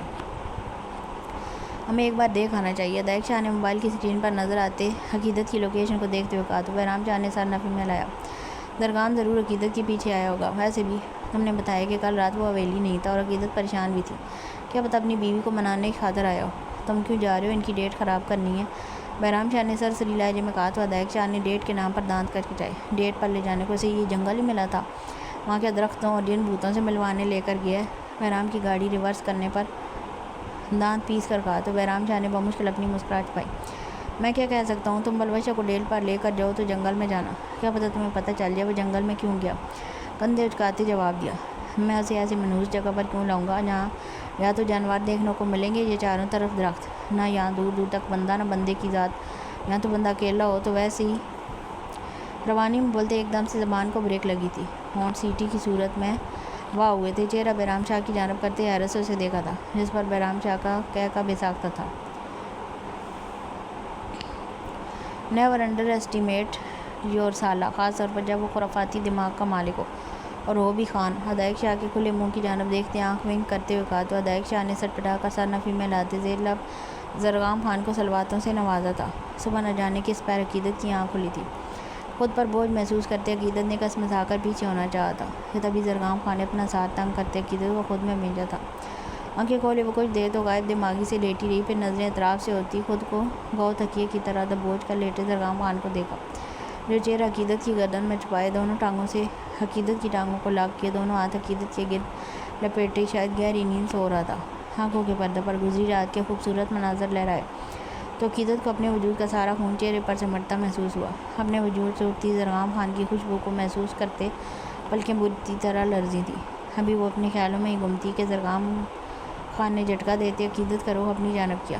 اس اچانک افتاد پر عقیدت نے بھجکا ہو کر اپنے دونوں ہاتھ زرگام خان کے سینے پر رکھے تھے، اب وہ دونوں کروٹ کے بالے ایک دوسرے کے سامنے تھے۔ مجھے نہیں اندازہ تھا کہ کوئی صبح اتنی خوبصورت اور روشن بھی ہو سکتی ہے۔ عقیدت کے چہرے کے نقوش کو محبت سے چھوتے بھاری لہجے میں سرگوشی کی تو عقیدت کے ہونٹوں پر شرمگی مسکراہٹ رنگی، مگر زرگام خان کا رویہ یاد آیا تو عقیدت نے جھٹکے سے پیچھے ہوتے خفا نظروں سے اسے دیکھا تھا۔ عقیدت کی آنکھوں میں خفت کی دیکھتے زرگام خان نے ہونٹ کا کنارہ دانتوں میں دبایا تھا۔ زرگام خان کی شدتیں سہتی کس قدر اس کی نازک جان ہلکان ہوئی تھی۔ نیند سے بند ہوتی آنکھوں اور باہر پھیلتی روشنی کو محسوس کر کے عقیدت نے کئی بار زرگام خان کو رکنے کا بولا تھا، مگر اس نے کہا تھا وہ نہیں سنے گا تو اس نے سچ میں نہیں سنی تھی۔ وہ دن چڑھے تک اپنی منمانیاں کرتا رہا تھا۔ زرگام خان کی شدتوں پر کبھی تو عقیدت کی سانسیں رکتی اور کبھی منتشر ہوتی جان لبوں پر لے آتی۔ زرگام خان کی جنونی روح کو دیکھتی وہ اپنا آپ اس کے حوالے تو کر چکی تھی، مگر ہر گزرتے لمحے کے ساتھ زرگام خان کی بڑھتی جنونیت کو محسوس کرتی وہ لرز اٹھتی، مگر وہ انجان بنتا عقیدت کے لمس میں گم ہوتا چلا گیا۔ دل تھا کہ سیراب نہیں ہو رہا تھا، تشنگی تھی کہ ہر لمس پر بڑھتی جا رہی تھی۔ بات مت کرنا مجھ سے، نم لہجے میں کہتی جھٹکے سے رخ بدلا تو زرگام خان نے بالوں میں ہاتھ پھیرتے کھسک کر فاصلہ سمیٹا، اگر بات نہیں کر سکتا تو پیار کر لوں، کیونکہ تمہاری چہرے پر اپنی محبت کے رنگ دیکھ کر اب مجھے تم پر رات سے بھی زیادہ پیار آ رہا ہے۔ ایک بازو لپیٹ کر سر کے نیچے رکھتے وہ دوسرا عقیدت کی کمر پر رکھتے آگے کو جھک کر سرگوشی کی تو عقیدت نے اپنی کونی زرگام خان کے پیٹ میں ماری۔ ابھی بھی پیار کرنے کی کسر ہے، ساری رات تو جن کی طرح چمٹے رہے ہو مجھ سے، ایک پل کے لیے بھی تمہیں مجھ پر ترس نہیں آیا، ایک بار بھی تم نے میری نہیں سنی۔ چہرہ نوز اس جانب کیا، نم لہجے میں کہا تو زرگام خان نے جھٹکے سے عقیدت کا رخ اپنی جانب کیا تھا۔ اگر سمجھ نہیں آ رہی کہ مجھے فیس کیسے کرنا ہے تو مجھ سے پوچھ لو، جیسے ساری رات تمہیں شرما کر خود میں سے مٹنے پر مجبور کیا تھا، ویسے ہی اب تمہیں مجھے فیس کیسے کرنا ہے وہ بھی بتا دوں گا، مگر ترس والی بات کہہ کر مجھے گلٹی فیل کروانے کی ضرورت نہیں۔ میری محبت ایسی ہی ہے، شدت بھری جنونیت لیے تمہیں صرف ایک رات نہیں، ساری عمر مجھے ایسے ہی برداشت کرنا ہے۔ اور اگر میں جن کی طرح چمٹا رہا ہوں تو خود کے بارے میں کیا خیال ہے؟ مجھے تو ڈر تھا کہیں تمہیں میرا خون کم ہی نہ پڑ جائے۔ ویمپائرز کو بھی پیچھے چھوڑ دیا ہے، سخت لہجے میں کہتے، آخر میں افسوس بھرے لہجے میں کہتے، اپنی گردن، سینے اور بازوؤں پر دانتوں کے گہرے نشانوں کی طرف اشارہ کیا تو عقیدت نے سرخ پڑتے چہرہ جھکایا تھا۔ اب دیکھو میری طرف، میرا چمٹنا یاد ہے مگر اپنے ناخنوں سے میری پیٹھ کھروچنا یاد نہیں۔ جھٹکے سے اٹھ کر بیٹھتے اپنی پیٹھ دکھائی جہاں ناخنوں کے نشانوں کے ساتھ کندھوں سے نیچے پیٹھ تک بنی سرخ لکیریں دیکھتے عقیدت نے بری طرح ہونٹ کھوچ لیتے۔ وہ تو ایکشن کا ری ایکشن تھا۔ عقیدت کے منمنا کر کہنے پر درگاہ خان نے گھور کر اپنے کرتے میں چھپی عقیدت شاہ کو گھورا تھا۔ اب اس ری ایکشن کے سائیڈ ایفیکٹس کے لیے بھی ریڈی ہو جاؤ۔ بنا عقیدت کو سمجھنے کا موقع دیے وہ اس کے دونوں ہاتھوں کو سر کے اوپر پن کرتا عقیدت کے گال پر جھکتے بولا تو عقیدت نے سختی سے اپنی آنکھیں مینچ لیں۔ ہم نے چہرے پر زرگام خان کی ہلکی بیئرڈ کی چبھن محسوس کرتے عقیدت کا دل بے ساختہ دھڑکا تھا۔ زرگام صاحب پریشان ہو رہے ہوں گے۔ زرگام خان کو ایک بار پھر رات والے روپ میں واپس آتے دیکھ حلق تر کرتے مدھم لہجے میں کہا تو زرگام خان نے چہرہ اٹھاتے عقیدت کی سرخ ڈوروں والی آنکھوں میں جھانکا۔ گزری رات کی غربت کا خمار لیے دونوں کی آنکھیں لمحے کے لیے ملیں تو زرگام خان نے جھک کر نرمی سے انہیں چھوا۔ وہ پریشان ہے یا نہیں اس بات کو چھوڑو، تمہیں اس طرح اپنی باہوں کے آثار میں دیکھ کر جو میرا دل بے ایمان ہو رہا ہے اس کے بارے میں سوچو۔ عقیدت کے نچلے ہونٹ کو اپنے انگوٹھے سے ہلاتے گمبھیر لہجے میں سرگوشی کرتا ہوا ایک بار پھر عقیدت کے وجود پر جھکتا چلا گیا اور رات کی طرح ایک بار پھر ساری مزاحمتیں زرگام خان کی شدتوں کے آگے دم توڑ چکی تھیں۔ اب کمرے میں جا کر سو جانا، جتنی نیند پوری کرنی ہے میرے آنے تک کر لینا، کیونکہ میں نہیں چاہتا تم رات نیند نہ پوری ہونے کا شکوہ کرو۔ عقیدت کے ہاتھوں کو اپنے ہاتھوں میں تھام کر ہونٹوں سے لگاتے میں نخیز لہجے میں کہتے محبت پاش نظروں سے عقیدت کے نکھرے نکھرے چہرے کو دیکھا۔ بہت احسان ہے آپ کا کہ آپ مجھے سونے کی اجازت دے رہے ہیں۔ نروٹھے پن سے کہتے خان حویلی کے گیٹ کو دیکھا تھا۔ اپنی منمانیاں کرنے کے بعد سب سے پہلے ملازم کو فون کرتے حویلی سے گاڑی منگوائی تھی، کیونکہ عقیدت کے چہرے پر پھوٹتی حیا کی لالی اور گزری رات کی کہانی بیان کرتے غربت کے رنگ دیکھ زرگام خان کو ڈر تھا اسے کہیں اس کی نظر ہی نہ لگ جائے، اور وہ عقیدت کو اس روپ میں بالکل بھی جیپ میں لے جانے کا روادار نہیں تھا۔ گاڑی کے آتے ہی وہ دونوں وہاں سے نکلے تھے۔ ڈھابے کے قریب پہنچتے زرگام خان نے گاڑی روکتے وہاں سے کھانا لیا تھا۔ عقیدت کی وجہ سے گاڑی میں ہی بیٹھ کر کھاتے ہوئے اس کے بعد بے مقصد شہر کی جانب جاتی سڑکوں پر گاڑی کو ماتا دوپہر 3 بجے کے قریب عقیدت کو لیے حویلی پہنچا تھا۔ اب جا کر وہ بہرام شاہ سے بات کرنے کا ارادہ رکھتا تھا، اسی لیے اندر جانے کے بجائے وہ گاڑی کو دروازے پر ہی روک چکا تھا۔ صرف سونے کی اجازت نہیں دے رہا بلکہ رات کے پروگرام سے بھی آگاہ کر ہوں، عقیدت کے پھولے گلابی گالوں کو کھینچتے ہوئے شوق لہجے میں کہا تو عقیدت نے گھور کر زرگام خان کو دیکھا تھا جس میں واقعی کسی جن کی آتما آ چکی تھی۔ فی امان اللہ، زرگام خان کو اپنے ہونٹوں پر جھکتے دیکھ جلدی سے دروازہ کھول کر باہر نکلتے ہوئے بلند آواز میں کہا تو زرگام خان نے تیز نظروں سے عقیدت شاہ کے مسکراتے چہرے کو دیکھا تھا جو منہ کے ڈیزائن بناتی حویلی کے اندر جا چکی تھی۔ گاڑی سٹارٹ کرتے سوچیں پھر سے عقیدت کی جانب گئیں تو ہونٹوں پر زندگی سے بھرپور مسکراہٹ رنگ گئی۔ گردن تیرچھی کرتے حویلی کے بند ہوتے گیٹ کو دیکھتے زرگام خان نے گاڑی ریورس کی تھی۔ ابھی وہ شاہ حویلی کی جانب جا ہی رہا تھا کہ رستے میں سامنے سے آتی بہرام کی کار کو دیکھتے سائڈ پر گاڑی روک چکا تھا۔ زرگام خان کو گاڑی سے نکلتے دیکھ بہرام نے اس کے قریب کار روکی تھی۔ السلام علیکم، خیریت؟ تم حویلی کی طرف جا رہے ہو؟ باہر نکل کر زرگام سے بغل گیر ہوتے ہوئے استفسار کیا تو زرگام خان نے سلام کا جواب دیتے سر اسبات میں لایا، ضروری بات کرنی تھی۔ زرگام خان کے سنجیدہ لہجے پر بہرام نے سمجھنے کے انداز میں سر اسبات میں لاتے اسے اپنی کار میں بیٹھنے کا اشارہ کیا۔ کوئی مسئلہ ہوا ہے کیا؟ بہرام شاہ کے سوال پر زرگام نے گہری سانس بھرتے نظریں بہرام شاہ کے چہرے پر ٹکائیں۔ میں جانتا ہوں کہ سلوہ کی شادی ارمان شاہ سے نہیں ارمغان سے طے کی ہے آپ نے۔ سلوہ سے یہ بات کیوں چھپائی میں نہیں جانتا، مگر میں یہ بات اپنے بھائی سے نہیں چھپا سکتا۔ زرگام خان کے انکشاف کرنے پر بہرام شاہ کے انابی ہونٹوں پر گہرا تبسم بکھر گیا تھا۔ جس دن وہ حویلی گئے تھے ادائیگ کے جانے کے بعد ارمغان بھی ڈرائنگ روم سے چلا گیا تھا۔ تب بہرام شاہ نے داجی سے ارمغان اور سلوہ کے لیے بات کی تھی۔ وہ دنیا کی خبر رکھنے والا اپنے سے جڑے رشتوں سے کیسے بے خبر رہ سکتا تھا؟ وہ دونوں پسند کرتے ہیں ایک دوسرے کو۔ ارمغان خان کی آنکھوں میں محبت دیکھی تھی۔ میں نے انتظار کر رہا تھا کہ کب وہ ہم پر یقین کر کے اپنے دل کی بات بتائیں گے، مگر چھوٹے تو چھوٹے ہی ہوتے ہیں، زیادہ سمجھدار بن رہے تھے۔ سوئس کی چھوٹی سی سزا اور سرپرائز بھی کہہ سکتے ہو۔ ویسے واقف تو تم بھی تھے چھوٹے خان کے دل کے حال سے، دائیں جانب موڑ کاٹتے مسکرا کر کہا تو زرگام خان نے نظریں بہرام شاہ کے چہرے سے ہٹاتے سامنے سڑک پر مرکوز کی۔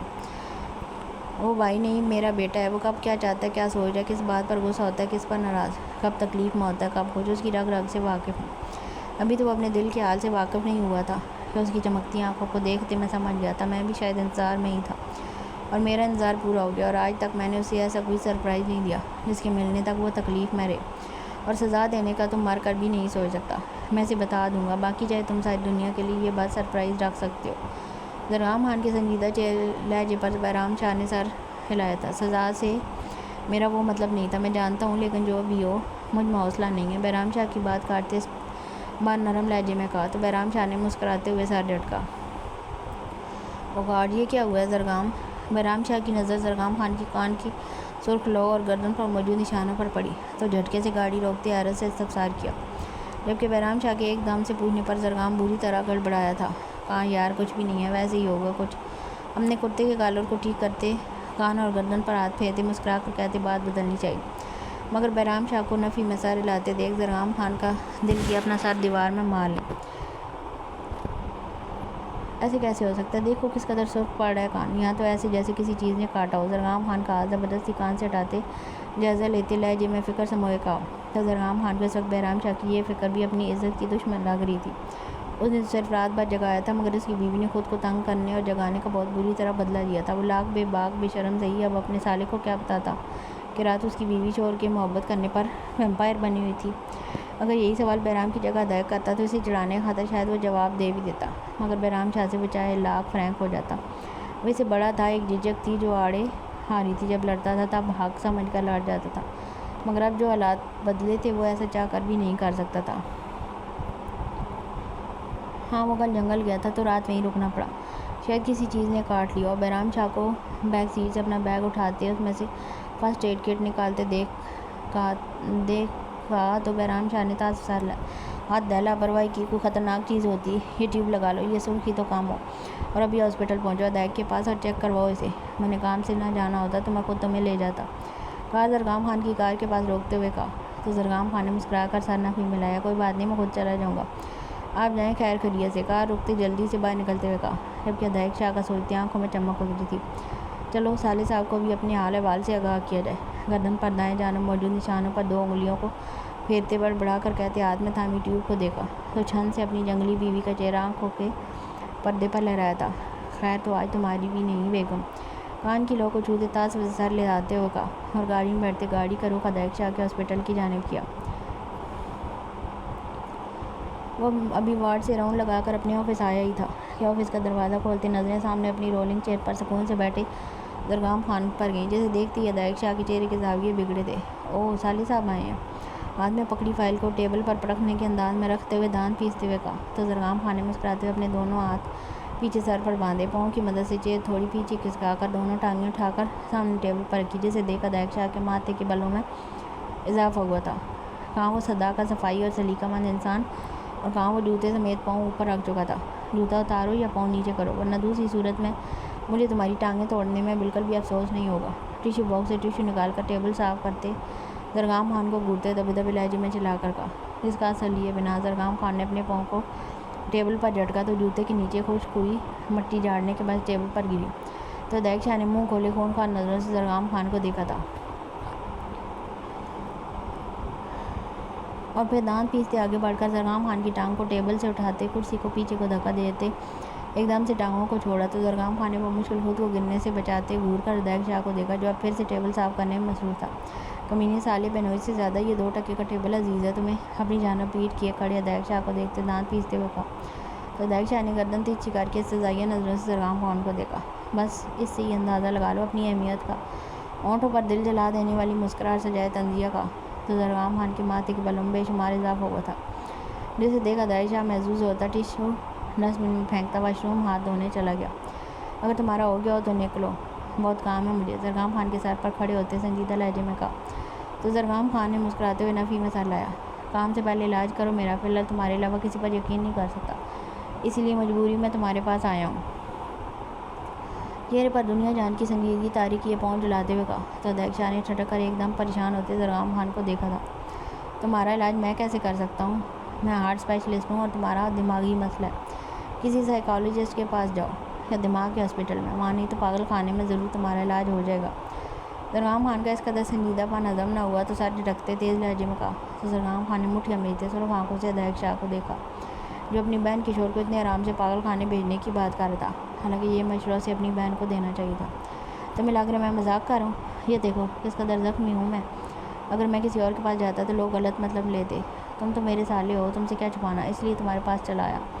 اپنے کرتے کے اوپری 2 بٹن کھولتے، کرسی آگے کھسکاتے، کان اور گردن ادائق شاہ کے سامنے کرتے ہوئے کہا۔ تو ادائق شاہ اس اچانک افطار پر پل کے لیے بھنجا رہ گیا، پھر مٹھیاں بھیجتے، آنکھیں بند کر کے گہری سانس لیتے، سر جھٹک کر جیسے ہی کان اور دائیں جانب گردن پر کاٹنے کے نشان دیکھے تو سر سے نظروں کا زاویہ بدلا تھا۔ وہ ڈاکٹر تھا، اچھے سے کسی جانور اور انسان کے کاٹنے میں فرق کو جانتا تھا، اور وہ یہ بھی جانتا تھا کہ کسی بھی شخص کی اتنی جرأت نہیں کہ زرگام خان کے سامنے آنکھیں اٹھا سکے، وہ جا کے اس طرح کرنا۔ سرخ پڑتے چہرے کے ساتھ پیچھے ہوتے زرگام خان کی کرسی کو پیچھے دھکیلا تھا۔ تم نکلو گے یا میں نکالوں؟ ادائق شاہ کے تپے تپے لہجے پر زرگام نے منہ بسور کر اسے دیکھا تھا۔ علاج نہیں کرنا تو ویسے بتا دو، اس طرح کے ڈرامے کرنے کی کیا ضرورت ہے؟ کرتے کے بٹن بند کرتے لہجے میں معصومیت طاری کیے کہا۔ تو ادائق شاہ کا دل کیا یہ ٹیبل اٹھا کر ہی زرگام کے سر پر مار دے۔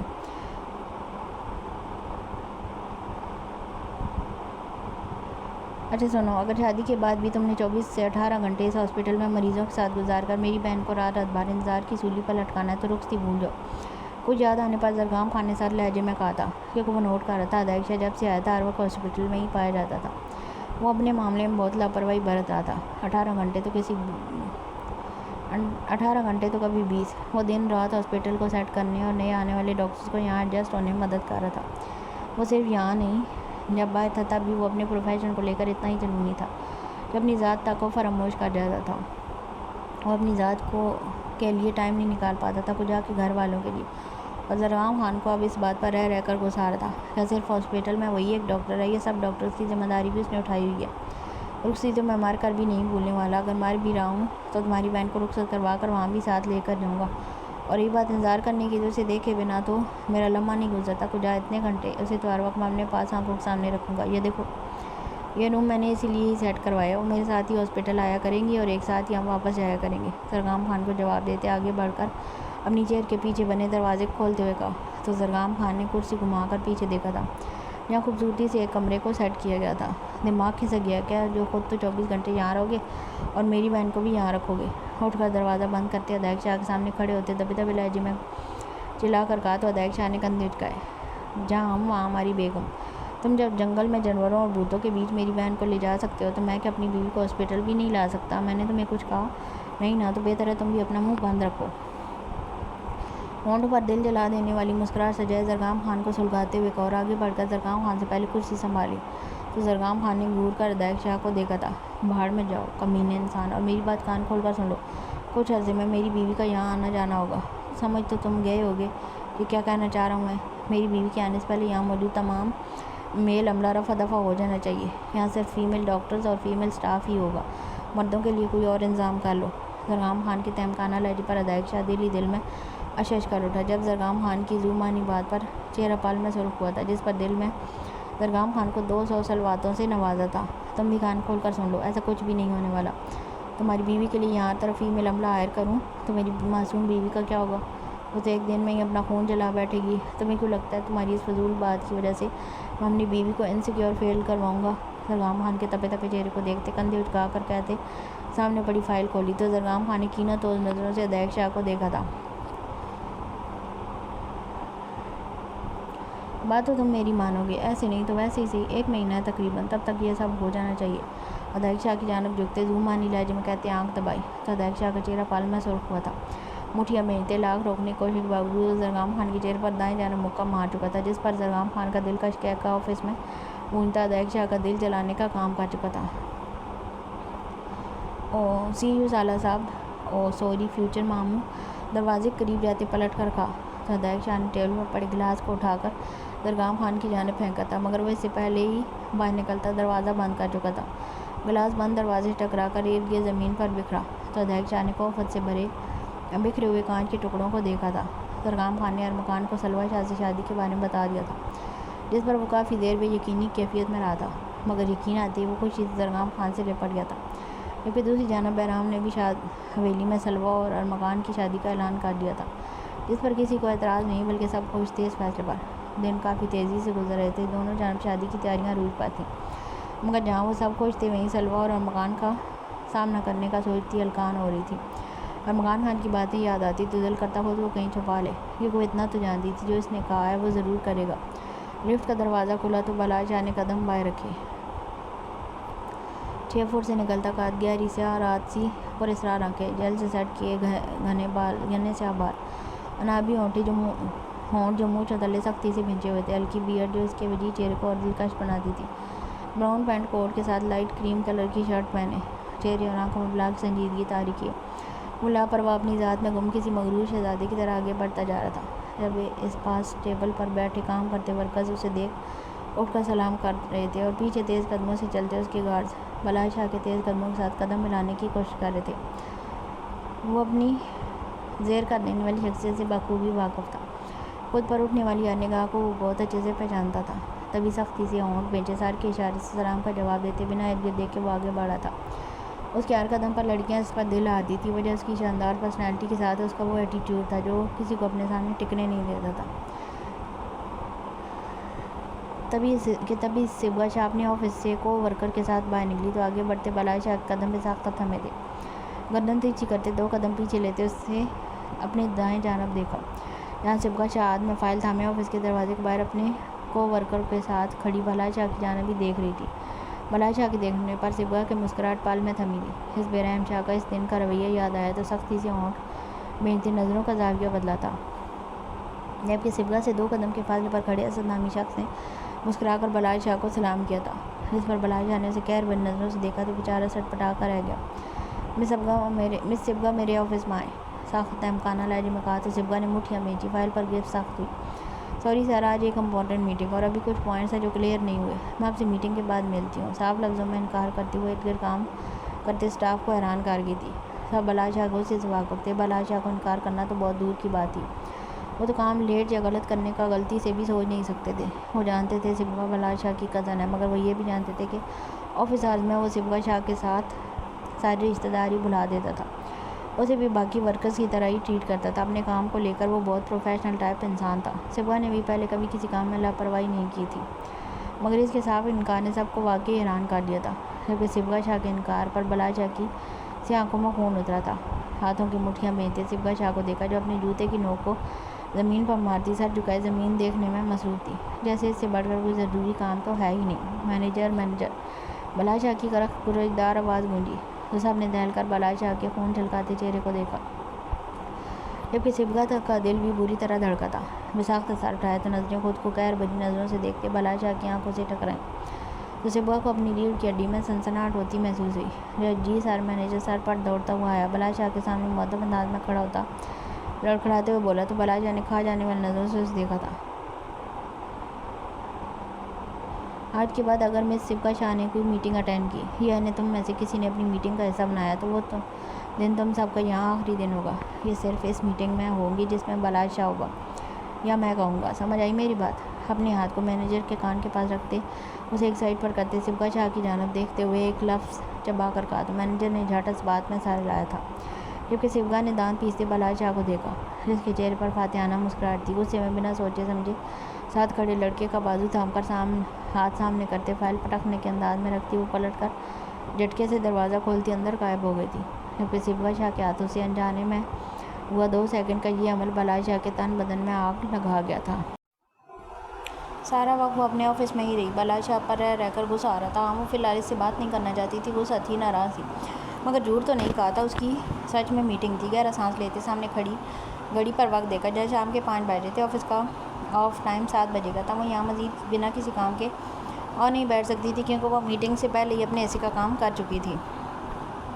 تبھی ٹیبل سے اپنا بیگ اٹھاتے وہ آفس سے باہر نکلی تھی، مگر باہر نکلتے وہاں کسی کو بھی نہ دیکھ صبغہ شاہ کو حیرت کا جھٹکا لگا تھا۔ لنچ ٹائم نہیں تھا، جو سب یہاں نہ ہوتے تو وہ حیران نہیں ہوتی، کیا وہ تب سے آفس میں اکیلی تھی؟ سب کہاں گئے تھے؟ آفس کے موت سے سناٹے میں گونجتی گھڑیوں کی ٹک ٹک کی آواز سنتے صبغہ کے ماتھے پر پسینے قطرے نمودار ہوئے تھے۔ تبھی تیز قدموں سے وہ لفٹ کی جانب بڑھی تھی، مگر لفٹ کو کھلتے نہ دیکھ چہرے کی رنگت پل میں زرد ہوئی تھی۔ کیا وہ جان بوجھ کر اسے سزا دینے کے لیے یہاں بند کر گیا تھا؟ بلال شاہ کے بارے میں سوچتے آنکھوں میں نمی اتری تھی، سیڑھیوں سے جانے کا سوچتی وہ دروازے کی جانب بڑھی تو اسے لاک دیکھ صبغہ کو اپنا سر چکراتا محسوس ہوا۔ بری طرح دروازے کو پیٹتی، وہ گارڈز کو بلاتی، تھک ہار کر وہیں زمین پر بیٹھتی چلی گئی۔ چکراتے سر کو تھامتے نظریں اٹھائیں تو دماغ میں دھماکہ سا ہوا۔ جھٹکے سے اٹھ کر کوریڈور سے ہوتی بالائے شاہ کے آفس کے دروازے پر جا کر کھڑی ہوئی۔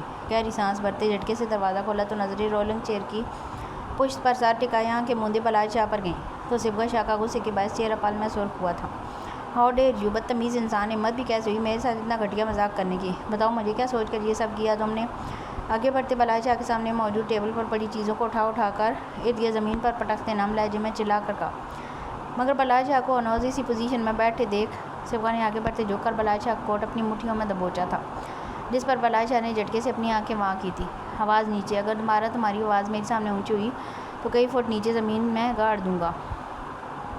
سر ٹھٹرا دینے والے لہجے میں کہا تو صبغہ کے ہاتھوں میں لرزش پیدا ہوئی تھی، جسے بالائے نے بخوبی محسوس کیا تھا۔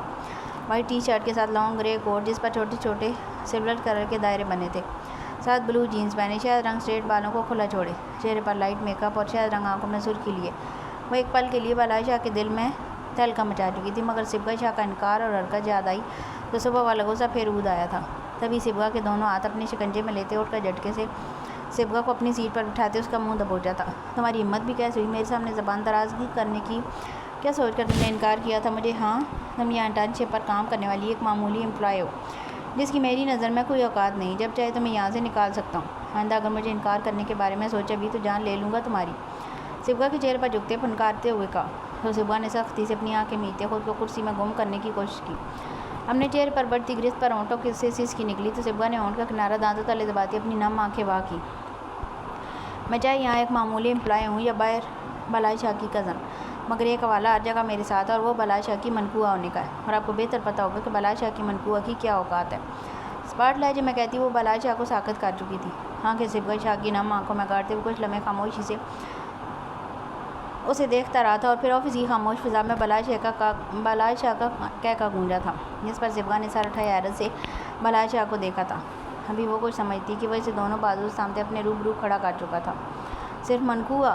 نہ، تمہیں تو اپنی بیوی بھی بنانا ہے، اور پھر تمہیں ہر شب انچاہی بیوی اور ایک ناچاہے وجود کا احساس بھی تو کروانا ہے۔ تب میں نہیں، تم خود اپنی حیثیت کا اندازہ لگا لو گی میرے ہر عمل سے۔ سنا تو ہوگا لوگوں سے، شاید دیکھا بھی ہو، مرد اپنی ناپسندیدہ بیویوں سے کیسا سلوک روا رکھتے ہیں۔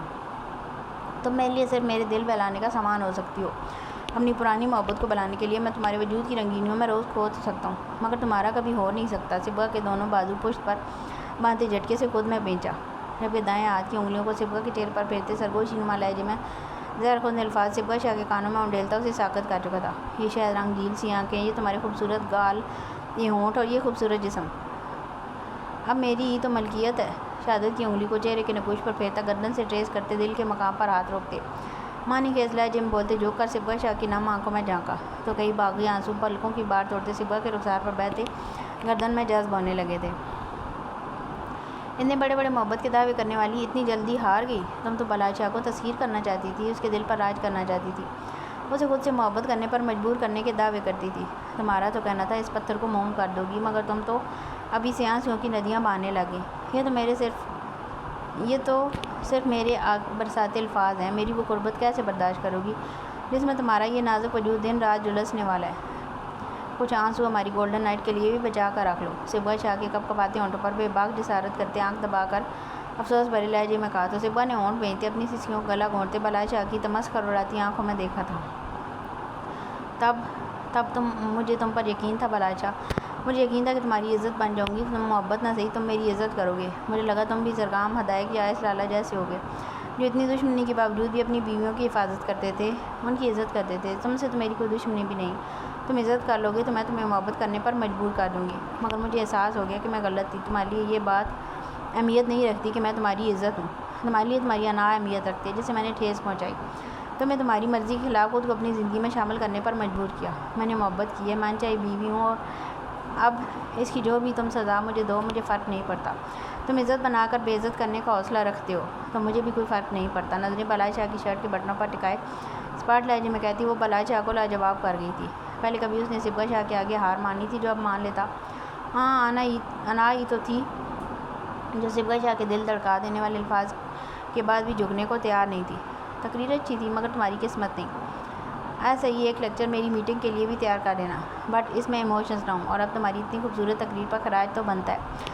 تو مسکرانہ لہجے میں کہتے آخر میں جوکر سرگوشی کی، جس پر صبغہ نے جھٹکے سے دور ہونا چاہا، مگر بلال شاہ نے سخت نظروں سے صبغہ کو گھورتے اسے خود میں بھیجا تھا۔ دوسرے ہاتھ سے صبغہ کے منہ کو دبوچتے چہرہ اپنے چہرے کے حد درجہ قریب کیا کہ صبغہ کو بلال شاہ کی دہکتی سانسوں سے اپنی جلد جلستی محسوس ہوئی۔ سپاٹ نظروں سے صبغہ کو گھورتے سیٹی کی شیپ میں وہاں ہوئے گلابی ہونٹوں کو دیکھتے بلال شاہ کے گلے میں گلٹی سی ابھر کر معدوم ہوئی تھی۔ تبھی وہ ٹرانس کی کیفیت میں ان پر جھکا تھا۔ بلال شاہ کے لمس میں اس دن سے بھی زیادہ وحشت محسوس کرتے صبغہ نے تڑپ کر دور ہونا چاہا، مگر لمحہ بلمحہ ہونٹوں پر بڑھتی گرفت پر وہ سختی سے آنکھیں میچ گئی۔ آفس کی خاموشی معنی خیز فضا میں صبغہ کی اتھل پتھل ہوئی سانسوں کا شور رقص برپا کھا رہا تھا، جبکہ اپنے سینے پر صبغہ کی دھڑکنوں کے شور کو محسوس کرتے بلال شاہ نے اسے سختی سے خود میں بھیجا تھا، جبکہ لمس میں وحشت کی جگہ نرمی نے لے لی تھی۔ نرمی سے صبغہ کے ہونٹوں کو اپنے ہونٹوں میں دباتے ہوئے کبھی شدت اختیار کرتا اور کبھی بے حد نرمی سے ہونٹوں کی نمی کو چون لیتا، اپنے سینے پر صبغہ کے مکوں کو محسوس کرتے۔ بلال شاہ خواب سی کیفیت سے جاگا تھا۔ تبھی جھٹکے سے پیچھے ہوتا وہ قدم پیچھے لیتا کہ صبغہ شاہ سینے پر ہاتھ رکھ کر گہری سانس بھرتی سر بلال شاہ کے سینے پر ٹکا چکی تھی، جبکہ وہ صبغہ شاہ کی اس حرکت پر وہ بے حس و حرکت اپنی جگہ ساکت کھڑا تھا۔ پہلو میں گرا ہاتھ بے ساختہ صبغہ کی پیٹھ پر گیا تھا۔ نرمی سے پیٹھ سہلاتے بلال شاہ نے خمار لوز نظروں سے صبغہ شاہ کے بکھرے ہولیے کو دیکھا تھا۔ تبھی صبغہ جھٹکے سے پیچھے ہوئی تھی، شکوہ کناس اور خاموشی سے بلال شاہ کو دیکھتی وہ اپنے وال ٹھیک کرتی چہرے کا رخ بدل گئی تھی، جس پر بلال شاہ نے گھور کر صبغہ کی پشت کو دیکھا تھا۔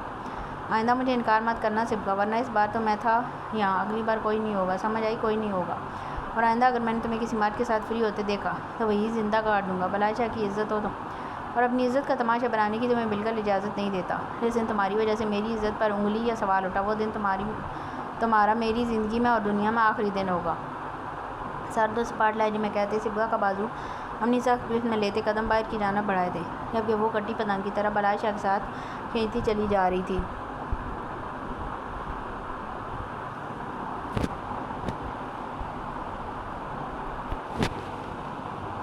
شادی کی تقریباً باقی سبھی تیاریاں ہو گئی تھیں۔ اب جو شاپنگ بچی تھی وہ تھی ان سب کی شادی کے دنوں میں پہننے والے کپڑوں کی، جس کا انصاف نے ایک ساتھ جا کر کرنے کا پلان کیا تھا۔ زرگام اور عقیدت اپنی کار میں، آئس اور عوریہ جبکہ ارمغان خان کے ساتھ پلوش اور امتثال حویلی سے نکلے تھے، جبکہ ان کی گاڑیوں کے آگے پیچھے اور اطراف میں اسلحے سے لیس گارڈز جیپ میں ان کے ساتھ آگے بڑھ رہے تھے، جبکہ دوسری جانب شاہ حویلی سے بہرام شاہ اور ادائق کے ساتھ صبغہ اور سلوہ شاہ ایک گاڑی میں، جبکہ بلال شاہ اپنی گاڑی میں، اور گارڈز ان کے آگے پیچھے اور اطراف سے ان کے ہمراہ نکلے تھے۔ لڑکیوں نے تمال جانے کا پلان بنایا تھا، مگر زرگام اور ادائق نے یہ کہہ کر منع کر دیا کہ وہاں بہت لوگ ہوں گے، اور دوسرا ان کے ساتھ اتنے گارڈز دیکھ لوگ بھی انکمفرٹیبل ہوں گے، اور وہ خود بھی، جس پر آئس خان نے اپنے انڈسٹری کے مشہور ڈیزائنر سے بات کر کے اسے شادی کے لیے 12 لوگوں کے لیے کپڑے ڈیزائن کرنے کا آرڈر دیا تھا، اور آج سب نے اسی بوتیک پر جانا تھا، جبکہ آئس خان کا کہنا تھا جیولری اور باقی شاپنگ کے لیے بھی وہ انتظام کر چکے جس پر کسی کو اعتراض نہیں تھا۔ بوتیک کسی روڈ پر نہیں بلکہ سوسائٹی ایریا کے اندر تھا، جس وجہ سے وہاں باہر لوگ نہ ہونے کے برابر ہی تھے۔ سب سے پہلے بہرام لوگ پہنچے تھے، گارڈز کو باہر رکنے کا اشارہ کرتے وہ پانچوں اندر کی جانب بڑھے تھے۔ ان کے اندر جانے کے 10 منٹ بعد زرگام لوگ وہاں پہنچے تھے۔ گاڑیوں سے اترتے زرگام خان نے کچھ گارڈز کو باہر رکنے اور کچھ کو اندر ساتھ چلنے کا اشارہ کیا۔ وہ سب ایک دوسرے کی ہمراہی میں اندر داخل ہوئے تو بوتیک میں کام کرتا سٹاف تو لمحے کے لیے بنچکا رہ گیا۔ تم نے اپنی مرضی سے جو شاپنگ کرنی ہوئی کر لینا، مگر شادی پر تم وہی پہنو گی جو میں تمہارے لیے خریدوں گا۔ عوریہ کا ہاتھ تھامے اس کی جانب جھکتی سرگوشی کی تو عوریہ نے چونک کر آئس خان کو دیکھا تھا۔ زرگام عقیدت کا ہاتھ تھامتا اس کے لیے ڈریسز دیکھنے آگے بڑھ گیا تھا، جبکہ امتثال پلوش شاہ کا ہاتھ تھامتی اپنے اور اس کے لیے ڈریسز دیکھنے میں مصروف ہو گئی تھی۔ ایمی ادائق بھی آئے ہیں کیا؟ امتثال کی جانب جھکتے سرگوشی نما لہجے میں کہا تو امتثال نے سر اسبات میں ہلایا، جبکہ امتثال کا بہرام شاہ کے بارے میں سوچتے دل بے ساختہ دھڑکا تھا، جبکہ ان سب کو ایک دوسرے میں مصروف دیکھ ارمغان خان ساتھ جھٹکتے اپنے لیے ڈریس دیکھنے لگا۔ تو رک میں ذرا پلوش شاہ کو دیکھ کر آتا ہوں۔ کریم کلر کی شیروانی واپس ہینگ کرتے بہرام شاہ سے کہتے قدم دائیں جانب بڑھائے تو بہرام نے نفی مسائل لاتے اپنے لیے شیروانی دیکھنا شروع کی۔ تمہارا کیوں منہ بنا ہوا ہے؟ اتنے اچھے تو ڈریس ہیں اور یہ سب تو ابھی مارکیٹ میں آئے بھی نہیں۔ آئس لالا کے کہنے پر خاص ہمارے لیے ڈیزائن کیے گئے ہیں، صبغہ نے اپنے ساتھ کھڑی سلوہ کو گھورتے ہوئے تیز لہجے میں کہا تو سلوہ نے بے ساختہ سر نفی میں ہلایا تھا۔ وہ ناراض ہے مجھ سے۔ گلاس ڈور کے دوسری جانب اپنے لیے ڈریس دیکھتے ارمغان خان کو دیکھتے مدھم لہجے میں کہا تو صبغہ نے اپنی پشت پر نظروں کی تپش محسوس کرتے پلٹ کر دیکھا تو بلال شاہ کو خود کو گھورتے دیکھ سلوہ کا ہاتھ تھما، اور پھر وہ بلال شاہ کی گھوریوں کو نظر انداز کرتی سلوہ کے نہ کرنے کے باوجود گلاس ڈور دھکیلتی ارمغان خان کے سامنے جا کھڑی ہوئی تھی، جس پر بلال شاہ نے کینہ تو نظروں سے صبغہ شاہ کو گھورا تھا۔ ایکسکیوز می ہونے والے جیجا جی، ہماری لڑکی تھوڑی کنفیوز ہے۔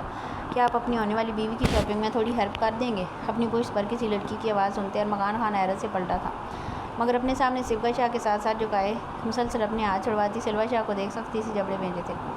مجھ سے پوچھنے سے بہتر آپ ان سے پوچھ لیں، کیا پتہ یہ اپنے لالا کو کسی اور کے ساتھ شاپنگ کرنے کا بتا چکی ہوں۔ ان کا پلان کچھ اور ہو اور میری وجہ سے سب خراب ہو جائے۔ نظریں سلوا شاہ کے جو کہ سر پر ٹکائے اسپاٹ لہجے میں کہا تو سلوا شاہ نے جھٹکے سر اٹھا کر گرہ نم آنکھوں سے ارمغان خان کو دیکھا، جسے دیکھتے ارمغان خان نے سر سے نظریں پھیری تو بائیں جانب خود کو دیکھتے بلال شاہ کو دیکھ چہرے پر زبردستی کی مسکراہٹ سجائی۔ تبھی بلال شاہ لمبی لمبی ڈاک بھرتا وہاں آیا تھا۔ ہو گئی تمہاری شاپنگ؟ اگر تم سلوا کے ساتھ شاپنگ کرنا چاہو تو مجھے کوئی اعتراض نہیں، تم دونوں کا اسپیشل ڈے ہے، اگر ایک دوسرے کی پسند سے شاپنگ کرنا چاہتے ہو تو کر لو۔ سلوا شاہ کو باؤں کے گھیرے میں لیتے ارمغان خان سے ہاتھ ملاتے ہوئے کہا تو ارمغان خان نے مسکرا کر سر اس بات میں ہلایا، اگر آپ برا نہ مانے لالا تو مجھے کوئی اعتراض نہیں۔ ارمغان خان کے مسکرا کر کہنے پر بلال شاہ نے سلوا کے سر پر ہاتھ رکھتے اسے جانے کا اشارہ کیا اور خود پلٹ کر سلوا شاہ کا ہاتھ دبوچتے قدم دوسری جانب بڑھائے۔ بہت دکھ ہو رہا ہوگا نا مجھ سے شادی کا سن کر، تمہارے سارے ارمان تو اس ارمان کے ساتھ ادھورے رہ گئے، تو ایسا کرو یہ سفید رنگ پہن لینا شادی پر، میں تمہیں خود پر اور تمہارے ارمانوں پر ماتم کرنے کا پورا حق دوں گا۔ سفید کلر کا لہنگا سلوا شاہ کی جانب کرتے زہر خون لہجے میں کہا تو سلوا نے ارد گرد نگاہ دوڑاتے کسی کو اپنی جانب متوجہ نہ پا کر ارمغان خان کا بازو اپنے دونوں ہاتھوں میں تھاما تھا۔ آئی ایم سوری ارمغان، میں نے جان بوجھ کے نہیں کیا، آئی پرامس آئندہ ایسا مذاق بالکل نہیں کروں گی۔ سلوا شاہ کی بات پر ارمغان خان نے جھٹکے سے اپنا بازو چھڑوایا تھا، وہ جو سننا چاہتا تھا اس نے پھر وہ نہیں کہا تھا، اس لیے بس مذاق کی معافی مانگنا ضروری تھا۔ وہ تکلیف جو ارمغان خان نے اسے کسی اور کے ہو جانے کا سن کر محسوس کی تھی وہ بات شاید اس کے لیے معنی ہی نہیں رکھتی تھی۔ اب میں تمہیں اس قابل چھوڑوں گا تو پھر نہ، ایک بار میری دست رس مارو، اپنی ساری اذیت تکلیف دکھ کھو جانے کا ڈر جو کچھ بھی میں نے محسوس کیا تھا وہ تمہارے وجود پر نہ اتارا تو میرا نام بھی چھوٹا خان نہیں۔ مجھے ٹھکرا کر جو بدلہ لیا نا تم نے سود سمیت تم سے وصول کروں گا۔ سلوا شاہ کا ہاتھ دبوچتے دبے دبے لہجے میں برا کر کہا تو سلوا نے تڑپ کر ارمغان خان کے خون چھلکاتے چہرے کو دیکھا تھا۔ تبھی سلوا کا ہاتھ جھٹکے سے چھوڑتا وہ آگے بڑھتا کئی جوڑے نکالتا وہاں کھڑی فیمیل ورکرز کو پکڑا چکا تھا۔ آئس یہ رہنے دیں، یہ میں کس شادی پر پہن سکتی ہوں؟ انڈین ڈیزائن کی بنی ساڑی کو دیکھتے عوریا نے بری طرح لب کاٹتے مدھم لہجے میں کہا تو آئس خان نے گھور کر اسے دیکھا تھا، شادی پر تمہیں دوپٹے کے بغیر نہ گھومنے دوں کو جا کے یہ ساڑی پہن کر، یہ تم ہمارے روم میں پہنو گی اور مجھے لگتا ہے تمہیں ایسی ساڑیاں روز ہمارے روم میں پہننی چاہیے۔ نائٹیز وغیرہ اٹریکٹ نہیں کرتی مجھے، ساڑیاں پسند ہیں مجھے، اور ایسی ساڑی تم پہنو گی تو مجھے یقین ہے میرا دل میرے قابو میں نہیں رہے گا۔ اگر تم مجھے خوش کرنے کے لیے نائٹی پہنو گی تو یقین مانو بندہ چاروں خانے چت ہوگا۔ آئس خان کی بے باک باتوں سے عوریا نے گھبرا کر اطراف میں دیکھا تھا، مگر وہاں کسی کو نہ پا کر آئس خان کے ہاتھ میں تھامی ساڑی کو دیکھا تھا جو بیگ سے تو نہ ہونے کے برابر تھی، اور عوریا کو یقین تھا جتنا اس کے بلاؤز کا سائز ہے وہ اس کی کمر کو چھپا تو ہرگز نہیں سکتا۔ مگر اپنے مس نے خان کو اس ساڑی کا ایکس رے کرتے دیکھ عوریا نے وہاں سے فرار ہونا چاہا تھا، جس پر آئس خان نے اپنا بازو عوریا کی کمر پر لپیٹتے اسے جھٹکے سے خود میں بھیجا تھا، میں یہ واہیات ساڑی مر کر بھی نہیں پہنوں گی۔ آئس خان کی باؤں میں مچلتے دبے دبے لہجے میں چلا کر کہا تو آئس خان نے سمجھنے کے انداز میں سر لایا، میرے ساتھ ایک لیڈی سنگر نے 2 فلموں کے گانے ریکارڈ کیے تھے، تب وہ ایسی ساڑیاں پہن کر آتی تھی اور قسم سے اتنی ہاٹ لگتی تھی کہ خود پر قابو پانا مشکل ہو جاتا تھا۔ جب وہ گانا ریکارڈ کرتی، سر لگاتی، آنکھیں بند کرتی تھی تب میری نظریں اس کی پتلی کمر کے بل پر اٹک جاتی تھی۔ دل بھی ایمان تھوڑی عوریا کے کندھے پر ٹکائے گمبھیر لہجے میں کہتا وہ عوریا کو پل میں اشتعال دلا گیا تھا۔ ابھی وہ بات مکمل کرتا کہ عوریا جھٹکے سے پلٹی تھی۔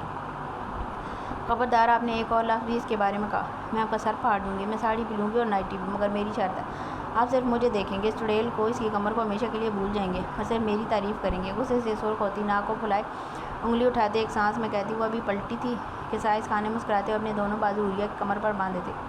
سوچ لو، روز پہننی پڑے گی، ایک دن نائٹی اور ایک دن ساڑی، ورنہ مجھے دوبارہ آفر ہوئی ہے فلم کے لیے سانگ ریکارڈ کرانے کی اور اس میں وہ بھی ہوگی۔ میں وعدہ کرتا ہوں اگر تمہاری کمر پر میرا دل آ گیا تو میں ہمیشہ کے لیے اس کی کمر کو بھول جاؤں گا۔ لفظ کمر پر زور دیتے اب آئی برو اچکا کر کہا تو عوریا نے شکوہ کناں نظروں سے آئس خان کو دیکھا تھا، میری کمر زیادہ پیاری ہے اور میں تو سمارٹ بھی ہوں، میں روز پہنوں گی، لیکن پھر آپ انگلی اٹھا کر تنبیہ لہجے میں کہتی ابھی وہ بات مکمل کرتی کہ آئس خان نے جو کر نرمی سے عوریا کے ہونٹوں کو چھوا تھا۔ اس دن آئس خان نے عوریا سے بات کرنے کا سوچا تھا، وہ اب اپنا رشتہ آگے بڑھانا چاہتا ہے، مگر پھر کچھ سوچ کر وہ رک گیا تھا۔ وہ عوریا کو شادی تک کا خود کو مینٹلی اس شروعات کے لیے ریڈی ہونے کا وقت دے چکا تھا۔ اس کا کہنا تھا اس شادی پر وہ اپنی زندگی کا نیا آغاز کرے گا۔ وہ عوریا کو ایک دفعہ پھر اپنے لیے دلہن کے روپ میں سجا کر دیکھنا چاہتا تھا۔ وہ تو میں خود جائزہ لے کر بتاؤں گا تمہیں۔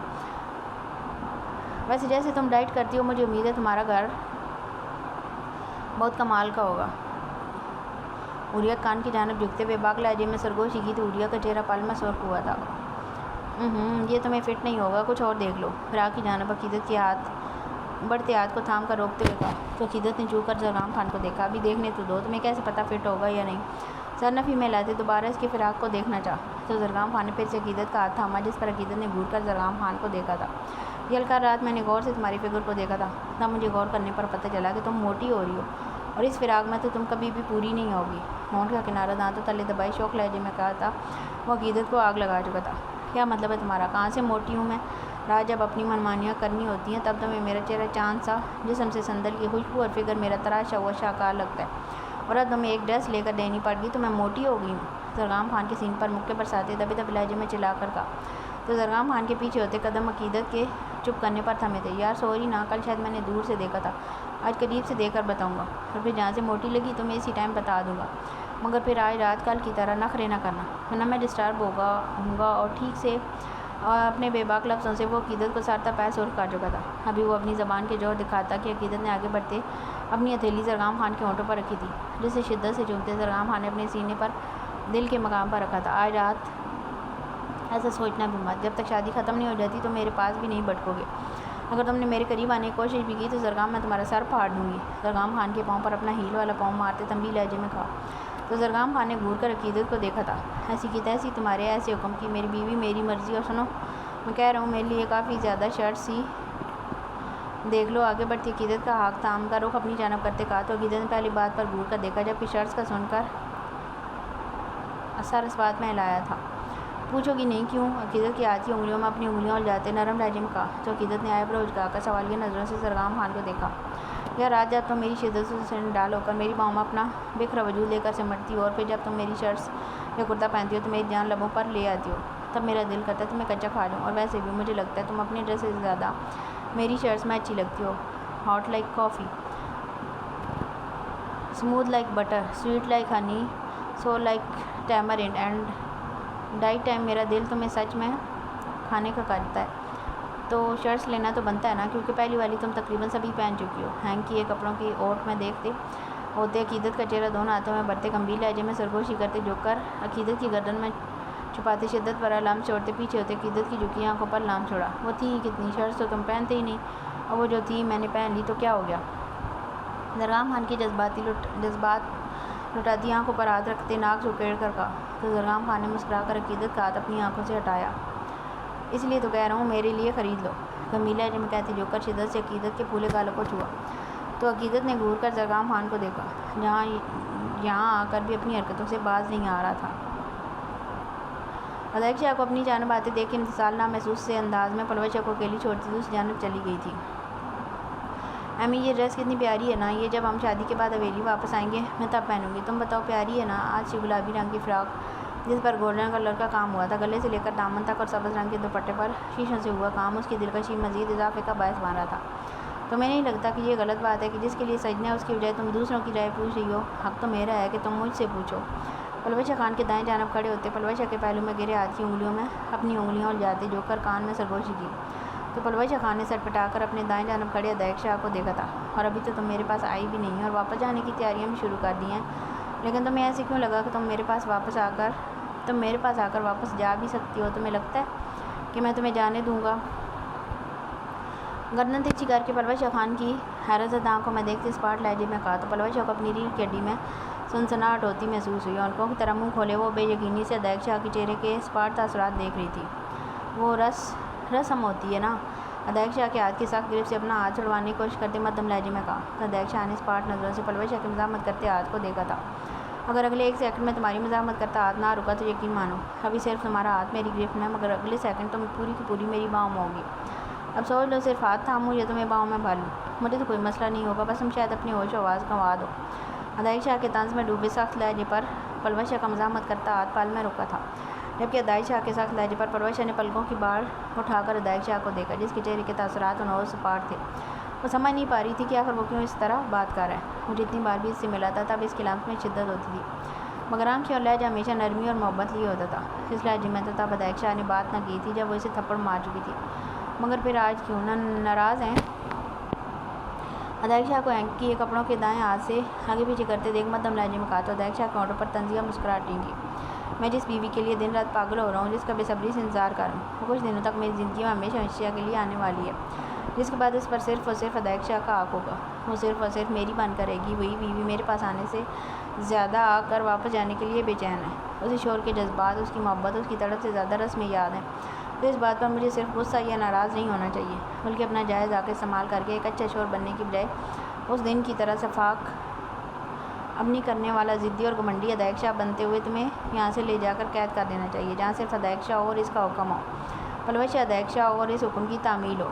سر تھرا دینے والے لہجے میں کہتے، نکاح والے دن کا حوالہ دیا تو اس دن کو سوچتے پلوش خان نے بساختہ جرجری لی تھی۔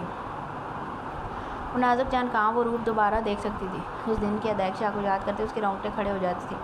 وہ کبھی دوبارہ جو اس روپ میں سامنے آتا تو پلوش کو یقین تھا وہ زندہ نہ بچتی۔ آپ مجھ پر صرف اپنا حکم چلانے کے لیے قید کرنا چاہتے ہیں؟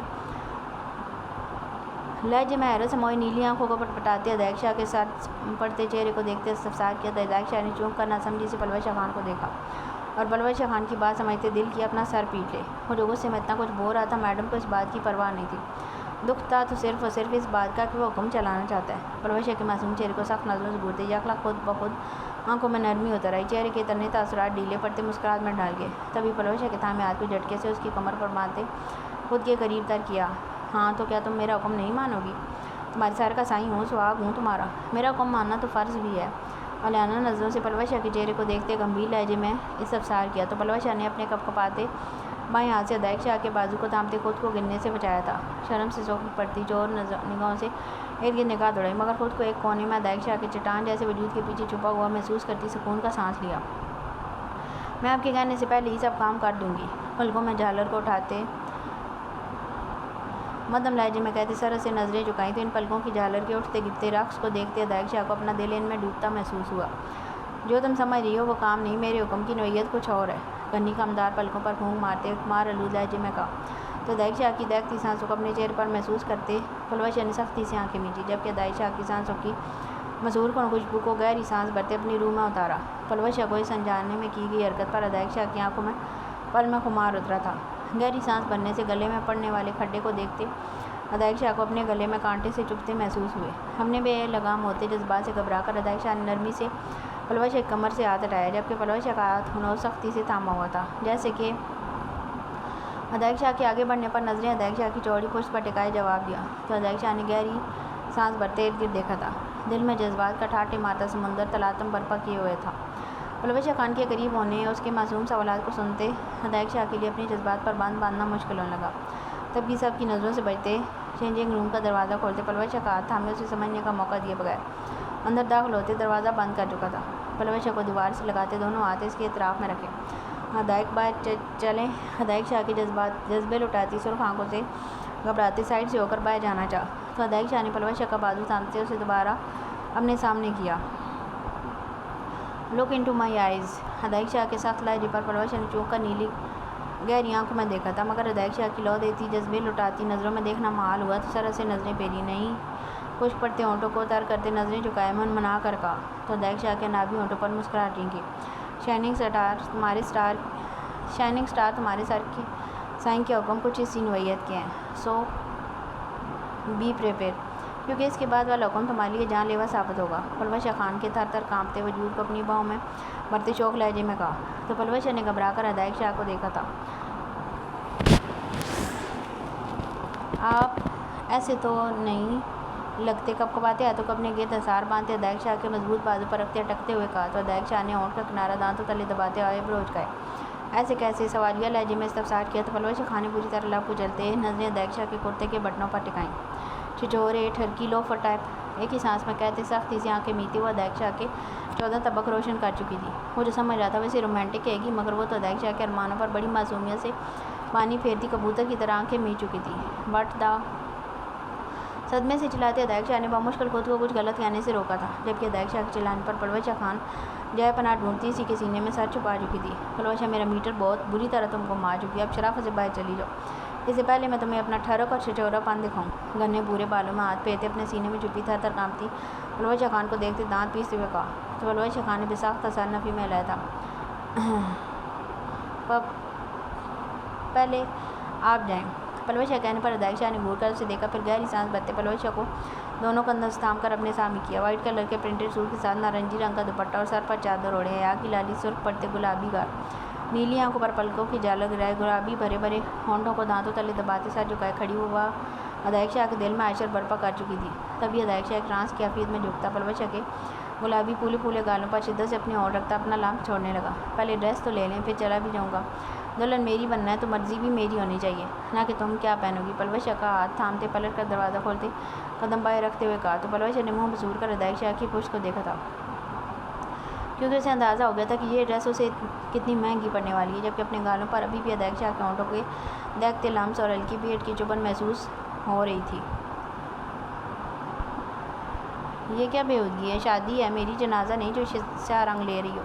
اپنے فیصلے کے نتائج سے تم پہلے ہی واقف تھی، اب یہ سیاہ رنگ پہن کر کون سا ماتم کرنا چاہتی ہو؟ صبغت شاہ کے ہاتھ سے بلیک کلر کے کامدار لہنگے کو جھپٹنے کے انداز میں پکڑتے دبے دبے لہجے میں گھرا کر کہا تو صبغت نے تنزیہ نظروں سے بلال شاہ کو دیکھا تھا۔ یہ رنگ تو مجھے اپنی شوہر کی وجہ سے پسند ہے، اسی سے متاثر ہو کر تو لے رہی ہوں۔ صبغت شاہ کے اسپاٹ انداز پر بلال شاہ نے ناسمجھی سے اسے دیکھا تھا، جس پر صبغت 4 قدم کے فاصلے کو سمیٹتے بلال شاہ کے قریب آ کر کھڑی ہوئی۔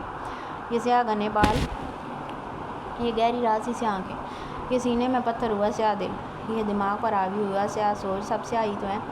جب میرا شوہر اس رنگ میں رنگا ہوا ہے تو مجھے بھی تو یہی پہننا چاہیے، کیونکہ نکاح کے سفید کاغذوں پر دستخط کر کے یہ سیاہی میں نے بھی تو اپنا نصیب بنا لیا ہے۔ بلال شاہ کے بالوں، آنکھوں اور سینے کو انگلیوں کے پوروں سے چھوتے طنزیہ لہجے میں کہا تو بلال شاہ نے مٹھیاں بھیجتے صبغت شاہ کی شہد رنگ آنکھوں میں دیکھا تھا۔ آج کچھ زیادہ ہی زبان نہیں چل رہی؟ اوہ، یہ زبان کے جوہر ان سب کی موجودگی کی وجہ سے ہے نا؟ تمہیں ایسے کیوں لگتا ہے صبغت شاہ کہ تمہیں میں ان سب کے سامنے کچھ نہیں کہہ سکتا؟ چہرے کے گرد جھولتی آوارہ لٹ کو اپنی شہادت کی انگلی پر لپیٹتے صبغت کی جانب جھکتے تمسخر اڑاتے لہجے میں کہا تو صبغت شاہ کا مدھم دلکش کہہ گونجا تو بلال شاہ نے مسمرائز ہوتے صبغت شاہ کی دلکش ہنسی کو دیکھا تھا، کیونکہ مائع بے رحم شاہ میں بہت اچھے سے جانتی ہوں کہ آپ کو اپنی سو کالڈ انا اور عزت بہت عزیز ہے، اور میری جیسی لڑکی جس کی کوئی اوقات نہیں آپ کی نظر میں، اس کے لیے آپ خود کو اپنے گھر والوں کی نظروں میں تو کبھی نہیں گرائیں گے، خاص کر اپنی پہلی محبت کے سامنے۔ صبغت شاہ کے طنزیہ لہجے میں گلی نمی کو محسوس کرتے بلال شاہ نے سختی سے جبڑے بھینجے تھے۔ صبغت شاہ کے پلٹنے پر سر سے کلائی تھامتے جھٹکے سے خود کے قریب کیا تھا۔ بہت زبان چل رہی ہے نا؟ بہت جانتی ہو نا تم مجھے، تو اب یہ بات بھی جان لو، یہ سیاہ رنگ تم تو صرف پہنو گی، مگر میں اس سیاہی کو تمہاری رگ رگ میں اتار دوں گا۔ میرا دل سیاہ پتھر ہے تو موم میں تمہارے دل کو بھی نہیں رہنے دوں گا۔ تم اس سہاگن کے سرخ رنگ کی بجائے اس سیاہ رنگ میں نہ رنگا جس میں بقول تمہارے میں رنگا ہوا ہوں، تو مجھے بھی بے رحم شاہ نہ کہنا۔ صبغت کی کلائیاں اپنی سخت گرفت میں لیتے کمر پر موڑتے دبے دبے لہجے میں چلا کر کہا تو صبغت نے نم شکوہ کناں نظروں سے بلال شاہ کی خون چھلکاتی آنکھوں میں دیکھا تھا۔ آپ کو اتنی محنت کرنے کی ضرورت نہیں بلال شاہ، میرا دل موم رہا ہی نہیں، اگر موم ہوتا تو آپ کے اس قدر حد تک ہمیں رویے پر کب کا دھڑکنا چھوڑ دیتا۔ آپ سے بھی زیادہ پتھر دل ہے میرا، اور رہی بات سیاہی کی، وہ صرف رگ رگ میں نہیں میرے پورے چہرے پر مل دی جائیں گی۔ اسپاٹ لہجے میں کہتے ہونٹوں پر تلخ مسکراہٹ لیے بلال شاہ کی شدت جذبات سے سرخ پڑتی آنکھوں میں اپنی شہد رنگ آنکھیں گاڑی، جو بیوی اپنے شوہر کے لیے دل بہلانے کا سامان ہو، صرف اس کی ضرورت ہو، شوہر اپنی پہلی محبت کو بلانے کے لیے بیوی کے وجود کی رنگینیوں میں صرف کچھ لمحات کے لیے کھوئے، بیوی کی عزت، اس کا وقار شوہر کے لیے کچھ اہمیت نہ رکھتا ہو، تو اس بیوی اور کسی رکھیل میں کوئی فرق؟ اسپاٹ لہجے میں ایک لفظ چبا کر کہتی ابھی وہ بات مکمل کرتی کہ بلال شاہ نے بائیں جانب ہاتھ مارتے ہینگ کیے کپڑوں کو زمین بوس کیا تھا۔ صبغت شاہ کا جبڑا دبوچتے ہوئے اسے پیچھے دیوار سے لگا چکا تھا۔ Just shut up, shut your mouth lady, otherwise I will kill you, دبے دبے لہجے میں غرا کر کہتے ہاتھ کا مکہ بناتے پیچھے دیوار پر مارا تو صبغت نے سختی سے آنکھیں میچتے ہونٹ کا کنارہ دانتوں تلے دباتے اپنی جیپ کا گلا گھونٹا۔ سیاہ گہری رات سی آنکھیں اس وقت خون چھلکا رہی تھیں، ماتھے پر بے ترتیبی سے بکھرے بال گردن اور ماتھے کی رگیں تن کر واضح ہونے لگی تھیں۔ غصے کی زیادتی سے پھولی تیز سانسوں کو اپنے چہرے پر محسوس کرتے صبغت کو اپنی سانسیں خشک پڑتی محسوس ہونے لگی۔ بلال شاہ کے خون چھلکاتے چہرے سے ٹپکتی وحشت دیکھ دل بری طرح دھڑکا تھا۔ ہاؤ ڈیئر یو، میری بیوی ہو کر میری عزت کو ایسے گھٹیا لفظ سے کمپیئر کرنے کی ہمت بھی کیسے ہوئی تمہاری؟ وہ آتش فشاں بنا صبغت کی سچ میں جان لینے کے در پر تھا۔ خود اپنی انا کو تسکین دینے اور صبغت کو تکلیف دینے کے لیے وہ کسی بھی حد تک جا سکتا تھا، اسے ہر اس بات سے تکلیف دیتا تھا جس سے جانتا تھا کہ صبغت شاہ کی روح تک زخمی ہوگی، مگر آج جب اس نے خود کے لیے کوئی غلط لفظ استعمال کر لیا تو بلال شاہ کو اپنے خون میں شرارے پھوٹتے محسوس ہو رہے تھے۔ بس نہیں چل رہا تھا کہ صبغت شاہ کی زبان گدی سے کھینچ لے جسے اس نے خود کے لیے اتنا گھٹیا لفظ استعمال کیا تھا۔ آپ کی ڈکشنری میں دل بہلانے کا سامان پتہ نہیں کسے کہتے ہیں، لیکن ہمارے معاشرے میں دل بہلانے کے لیے مرد رکھیل لفظ ہی استعمال کرتے ہیں، کیونکہ بیویاں لباس ہوتی ہیں، عزت ہوتی ہیں، دل لگانے کے لیے ہوتی ہیں اور برسات نبھانے کے لیے ہوتی ہیں، نہ کہ دل بہلانے کے لیے۔ بنا ڈرے بلال شاہ کی آنکھوں میں آنکھیں ڈالے اپنے الفاظ پر زور دیتے ہوئے کہا تو بلال شاہ نے اپنا بایاں بازو صبغت کی گردن کے گرد لپیٹتے چہرہ اپنے چہرے کے قریب تک کیا، جبکہ گرنے کی آواز سنتی وہاں آئی فیمیل ورکر سر ٹا کر وہاں سے 9-2-11 ہوئی تھی۔ بلال شاہ کی ڈکشنری میں دل بہلانے کا سامان بھی بیوی اور لگانے کا بھی. میری بیوی میری مرضی، میں اسے دل لگاؤں یا بہلاؤں. اپنی عزت کو کیسے ٹریٹ کرنا ہے مجھے اس کے لیے دوسروں سے مشورے لینے کی ضرورت نہیں. اور جس معاشرے کی تم بات کر رہی ہو نا، وہاں بیویاں زیادہ جتن کرتی ہیں شوہر کو مائل کرنے کے لیے، اپنے قابو میں کرنے کے لیے. تو تم نہیں کر سکتی کیا؟ تم نہ بھی کر سکتی ہوئی تو کرنا تو پڑے گا، کیونکہ بلال شاہ کا دل بھی تو بہلانا ہے نا. صبح شاہ کے نچلے ہونٹ پر انگوٹھے کا ناخن پھیرتے سوار لہجے میں کہتے جو کر اپنے لاپ رکھنے چاہے. صبح نے غصے سے چہرے کا رخ بدلا تو بلال شاہ کے ہونٹ گال کے قریب آ کر رکے. نظریں اٹھائیں صبح کے غصے کے باعث سرخ پڑتے چہرے کو دیکھتے ضبط سے جبڑے بھینچے. جھٹکے سے پیچھے ہوا. آئی ہیٹ یو بلال. نم لہجے میں سرگوشی کی تو بلال نے چونک کر صبح شاہ کی نم آنکھوں میں دیکھا تھا. نفرت کا اظہار تو ایسے کیا جیسے میں یہاں تمہارے عشق میں گوڈے گوڈے ڈوبا ہوا ہوں. I hate you more. ویسے زندگی میں پہلی بار تم نے میرے دل کی بات کی ہے، اس پر دل تو چاہ رہا تمہارے یہ رس بھرے ہونٹ چوم لوں، لیکن خیر جتنی کڑوی باتیں تم کر چکی ہو میں اپنے منہ کا ٹیسٹ نہیں خراب کرنا چاہتا. اپنے کوٹ کو ٹھیک کرتے طنزیہ لہجے میں کہا تو صبح شاہ نے گھور کر بلال شاہ کو دیکھا. جب نہ مل سکے تو انگور کھٹے ہیں. کچھ دیر پہلے اپنا چہرہ پھیرنے کی جانب اشارہ کرتے ہوئے کہا تو بلال شاہ نے کینہ توز نظروں سے صبح شاہ کو دیکھا اور پھر لمحے کے اظہار میں جیسے وہ صبح شاہ کے قریب ہوتا اس کے ہونٹوں کو اپنی سخت گرفت میں لیتے شدت بھرا لمس چھوڑتے پیچھے ہٹا تھا. ایسا کچھ نہیں جو بلال شاہ چاہے اور اسے نہ مل سکے. اپنے نام ہونٹ پر انگوٹھا پھیرتے آنکھ دبا کر کہتے وہاں سے لمبے لمبے ڈاک برتا غائب ہوا تو صبح نے بے بسی سے مٹھیاں بھیجتے وہاں ہینگ ہوئے سیاہ رنگ کے سبھی لباسوں کو نکالا تھا.